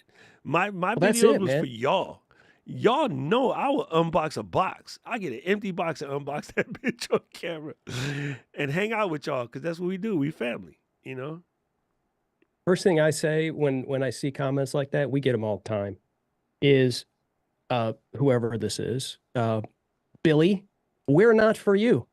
Like we just, and it's okay to say that because there's millions of other voices that you could go or videos that you can go to see. We're just not for you.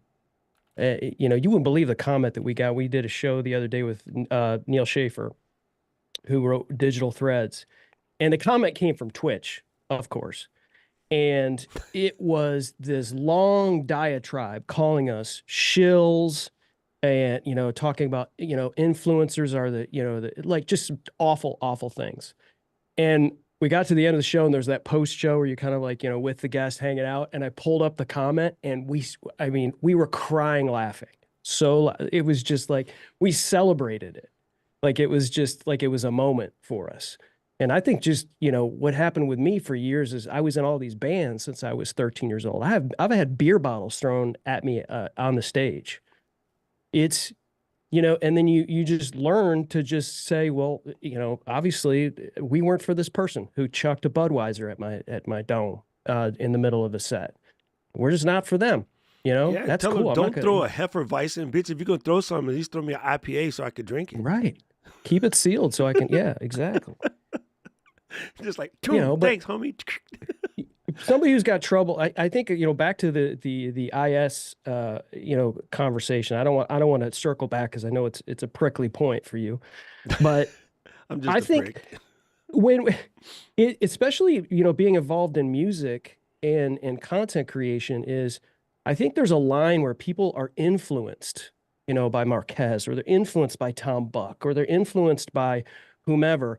And they look at it and there's a point where they go, I could never be that person, right? I could never, and you just don't do that. You be you, and you use their success as clues to take you on your own journey. And I think that's where people have that trouble where they look and they go, I only have, 180 subscribers on my YouTube channel. And look, this person's got 180 million. It's like, no, that's keeping you from moving forward. And I think, you want to call it imposter syndrome, you want to call it perfectionism, you want to call it whatever.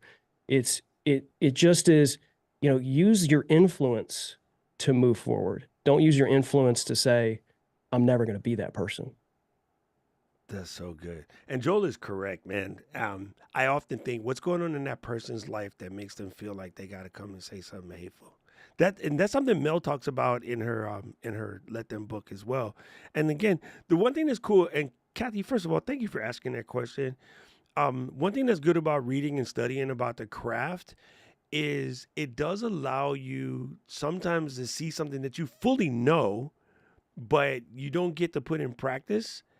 And then when it comes in, see, I don't get that many hateful comments.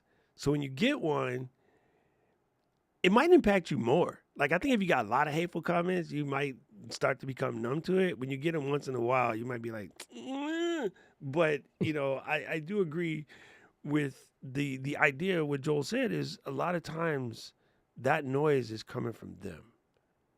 Oh, yeah. You know what I mean? It's like something really weird happening in their world. And so that It's like mean comments are almost like people pointing fingers because, they're pointing one at you, but the other three are coming back at them. So usually it's a reflection of kind of something going on within them. And you can't personalize that.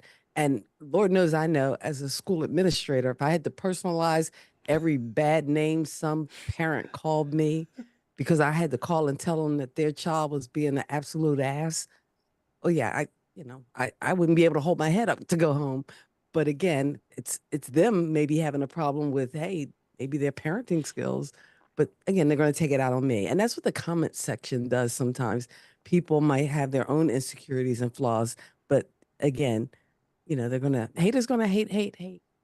There you Well, go. I mean, there are people, I think, too, that are so miserable that's all they can do. They don't know how Mm. to be nice. And the problem is nowadays we're we're we're setting the example. The world is kind of setting the example for people to name call and bully, and it's like nobody wants to take responsibility for anything. They just blame it on somebody else, and that's become our standard example. So we're now creating these people to do this kind of stuff, and it's sad. And here's what you do: you let them, and then let me be the person who puts down the positive comment, or if I do have to react positively to it, so that maybe that person will think maybe next time I need to kind of It's see the funny you glass say that, half full. Kathy.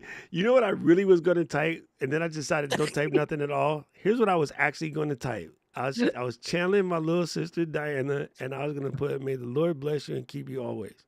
But then that would have been funny because if the dude actually watched my channel, he would know that I'm not that dude. But I legit was just going to put Diana's comment. I'm going to make a speed key and text expander. Just may the Lord bless you and keep you always. Because when Diana says that to you, she about to cut you. Dude, this is Yeah, a she's lot cut you of off by fun. then. May the Lord bless Listen, and keep you always. You're done. I have to give credit to Paul, to Paul C, okay? Because Paul C says it, and he's never going to let me live this down. Paul says the best streams are when we have this, when we have like the little Nipsey Russell for the block. So thank you, Chris, for coming through. I'm glad you popped in, and then I text you the message and you knew what to do. I think that's the dopest part about where I get to live in creator space is all of my people just going to show up looking cute anyway, because sort of what we do. So we don't have to deal with the drama. When people be in the chat like, what happens when your guests?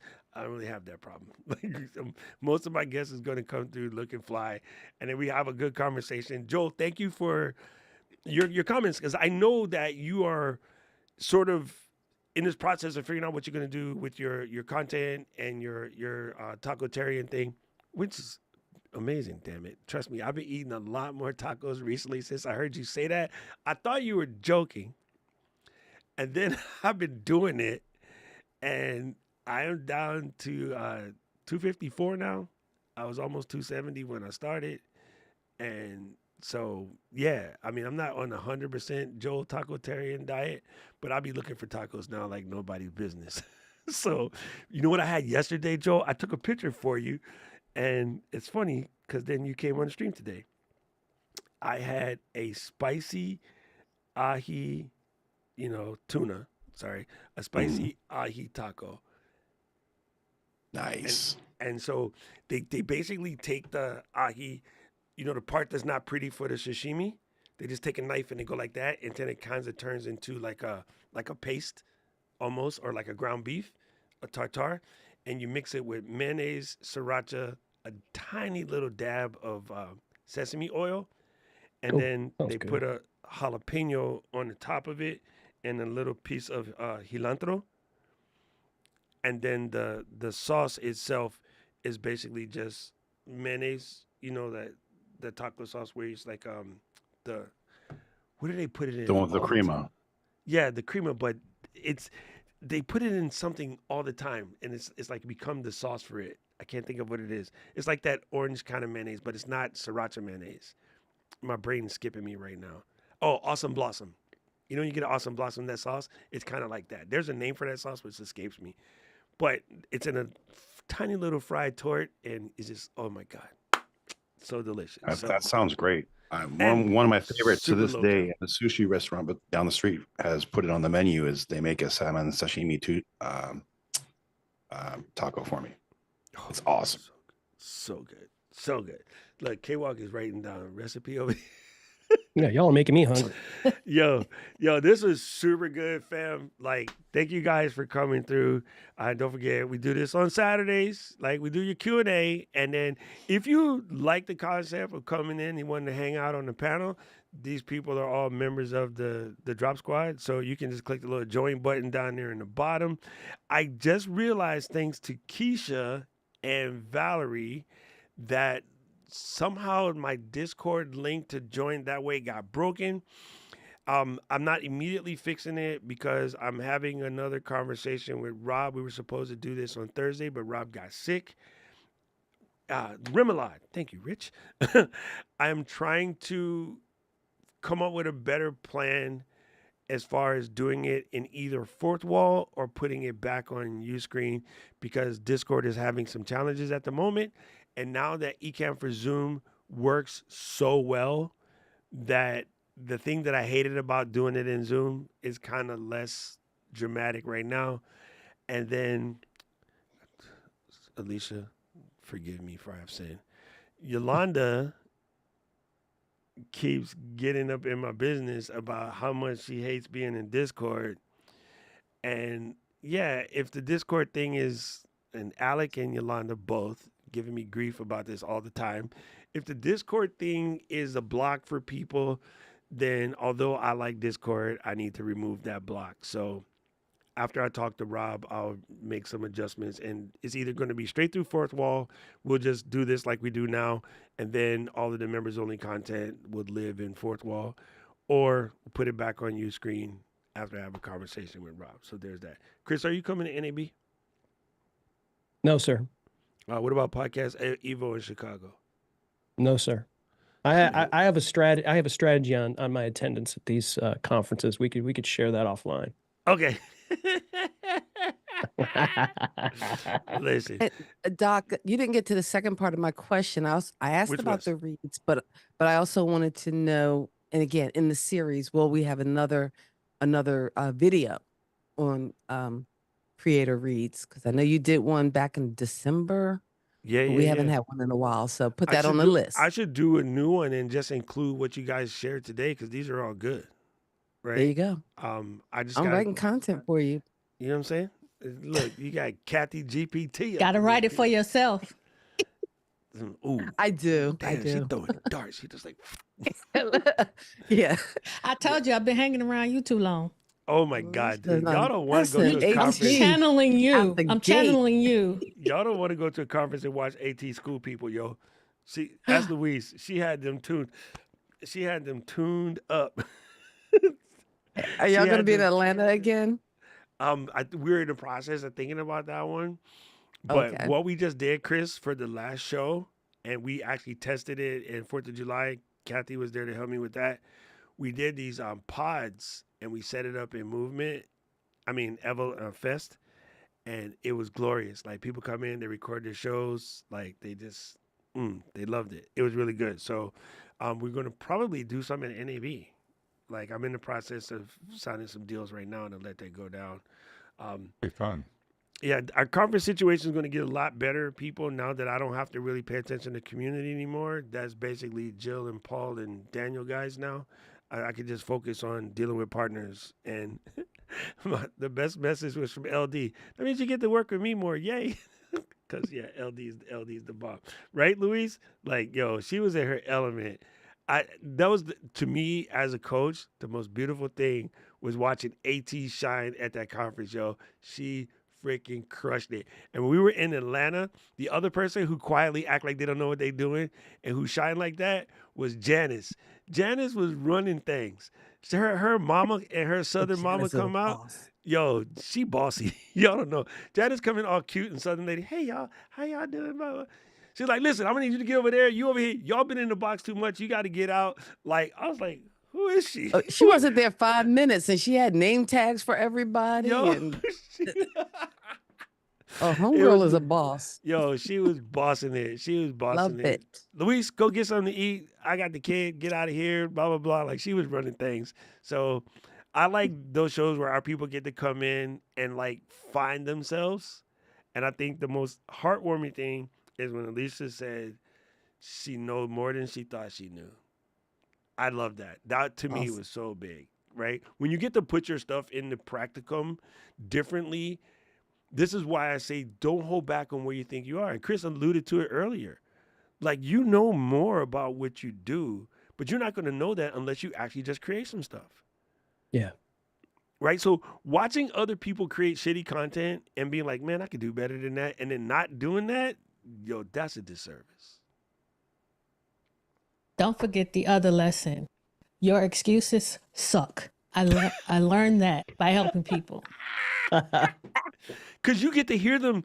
You get to hear them directly to you as they reading it in the comment, right? Or hearing me react to it, right? You got to hear people deliver the excuse directly to your face. And tell me it just doesn't, it feels weird when somebody giving you a bullshit excuse, right? Oh yeah. And you look at them like you looked at us when we gave you those same excuses. And Your it's taught excuse is valid. me Now what? but it's taught me that excuses are a myth. It's a hindrance to ourselves, like being a perfectionist is. That's right. And so my running statement has been since then, just do it dirty. Do it dirty. We call it something else here in Atlanta when you say do it dirty. That's I don't know. I don't know if that's dirty bird or whatever. But yeah, and like Yeah, need- but you y'all know, gotta there's win Chris- first. I need a. No, the there's only nothing. No, birds that's that that's matter- not my team. I'm Team Detroit. So, but like Oh, that's a It- damn it- shame. But it's Wait, my AT's team in that's Detroit going to the too. Super Bowl. Anyway, okay. But like show at number least we 2 was in the is going to game. be better, right? Doc, show number 2 is going to be better than 1. Yep. 3 is going 100%. to be better than 2.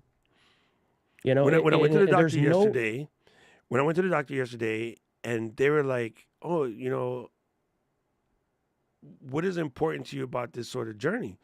And I was like, "Doc, listen, I'm old, dude, so I'm not trying to get cute, right? I'm just trying to stay around an extra 30 years so I can bother the hell out of my community. And the only way that I can continue to do that is to get healthier about my weight management, things like that." I said, all that's important to me is that if I'm getting a little bit better each visit, when I come in once a month to do my checkup, and, you know, we're saying, if as long as there's progress, I'm fine. If there's any stagnation, that's when I start tripping, right? Because I feel like that's a letdown, and I don't like letting folks down. And she was like, well, you're doing way better than the 1%, you know, because I was talking about the Dave Bronson reference. I was like, as long as I can see progress, I'm cool. And she's like, that's a good mentality to have, because a lot of people, the reason why they struggle is it's the mental aspect of it. It's not the food, it's not the diet, it's not the Wegovy, it's not stabbing yourself in the stomach. It's like, I'm going to shoot myself in the stomach and I'm going to drop 50 pounds. And I'm like, no, this is the commercial, bro. That don't happen for real life. You know what I'm saying? And then so You can't get to mile 10 in a race without running through mile 1 first. Yep, 100%. My favorite excuse reaction. Did you want to rephrase that? Damn, Joel. That's brutal.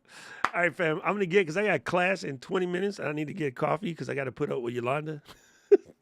I don't even know if she's still here. She's incredulous right now. And congratulations, K-Walk.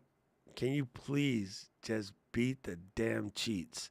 I can't stand them. yes, I can't stand them. I can't everybody's stand them. sick of them. And Listen, we have Saquon. the catch wasn't a catch. That was exactly a first down. And anybody, Hendo, who says that the referees do not be favoring the Chiefs are full of It's a shit. damn lie. They're full of shit. I can show you the tapes. That was absolutely a first down, and that catch was not a catch in any way, shape, or form. It kills me. It absolutely holding on every play. Oh my God! I was watching one of the Bills had to kick a field goal, and Allen went to go throw the ball. I'm sorry, flip the other way around. Casey was trying to go for the touchdown, and Kelsey was holding the living shit out of the so much DB. holding. And then Mahomes escapes and then flips the touchdown. They're like, oh, look at his athleticism. Dude, when Travis Kelsey got you by the damn neck and you about to tackle the dude, and the only reason why you missed tackling Mahomes is because Kelsey is legit holding you by the neck, and that call don't get called every damn play. I mean, come on, dude. I'm sorry. I hate the Chiefs. Shut up, Noble. Noble is going to watch this and be like, why you always say that? Because Noble is in Kansas sick of City. No three-peat. All right. Yeah, no 3P. I'm going to have a big Philly thing. All right. And cheese besides, sticks and if soft Philly pretzel don't win, along they'll the way. set the city on fire. We don't want that. Oh, yeah. We are horrible sports. I mean, we suck. I mean, We will Man, throw and then- snowballs at Santa Claus. We don't give up Chris and flying. AT, y'all broke my heart because y'all messed up my whole parlay. I had that Detroit was going to the Super Bowl from the beginning.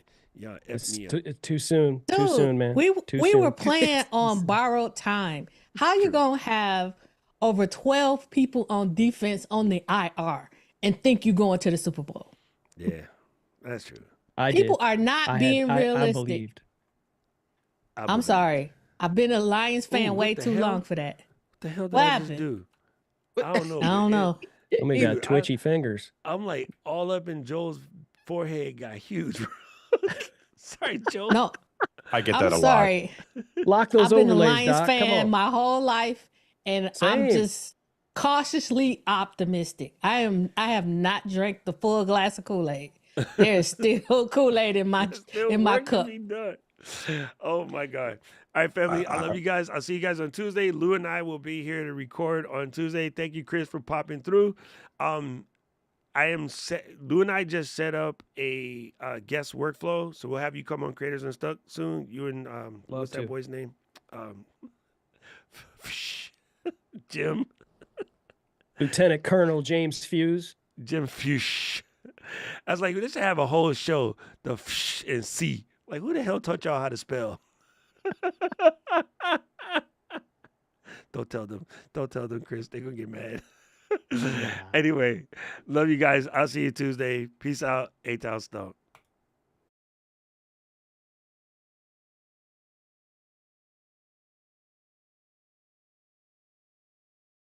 City of mine, how I love the city of mine. It never gets me down. City of mine, how I love.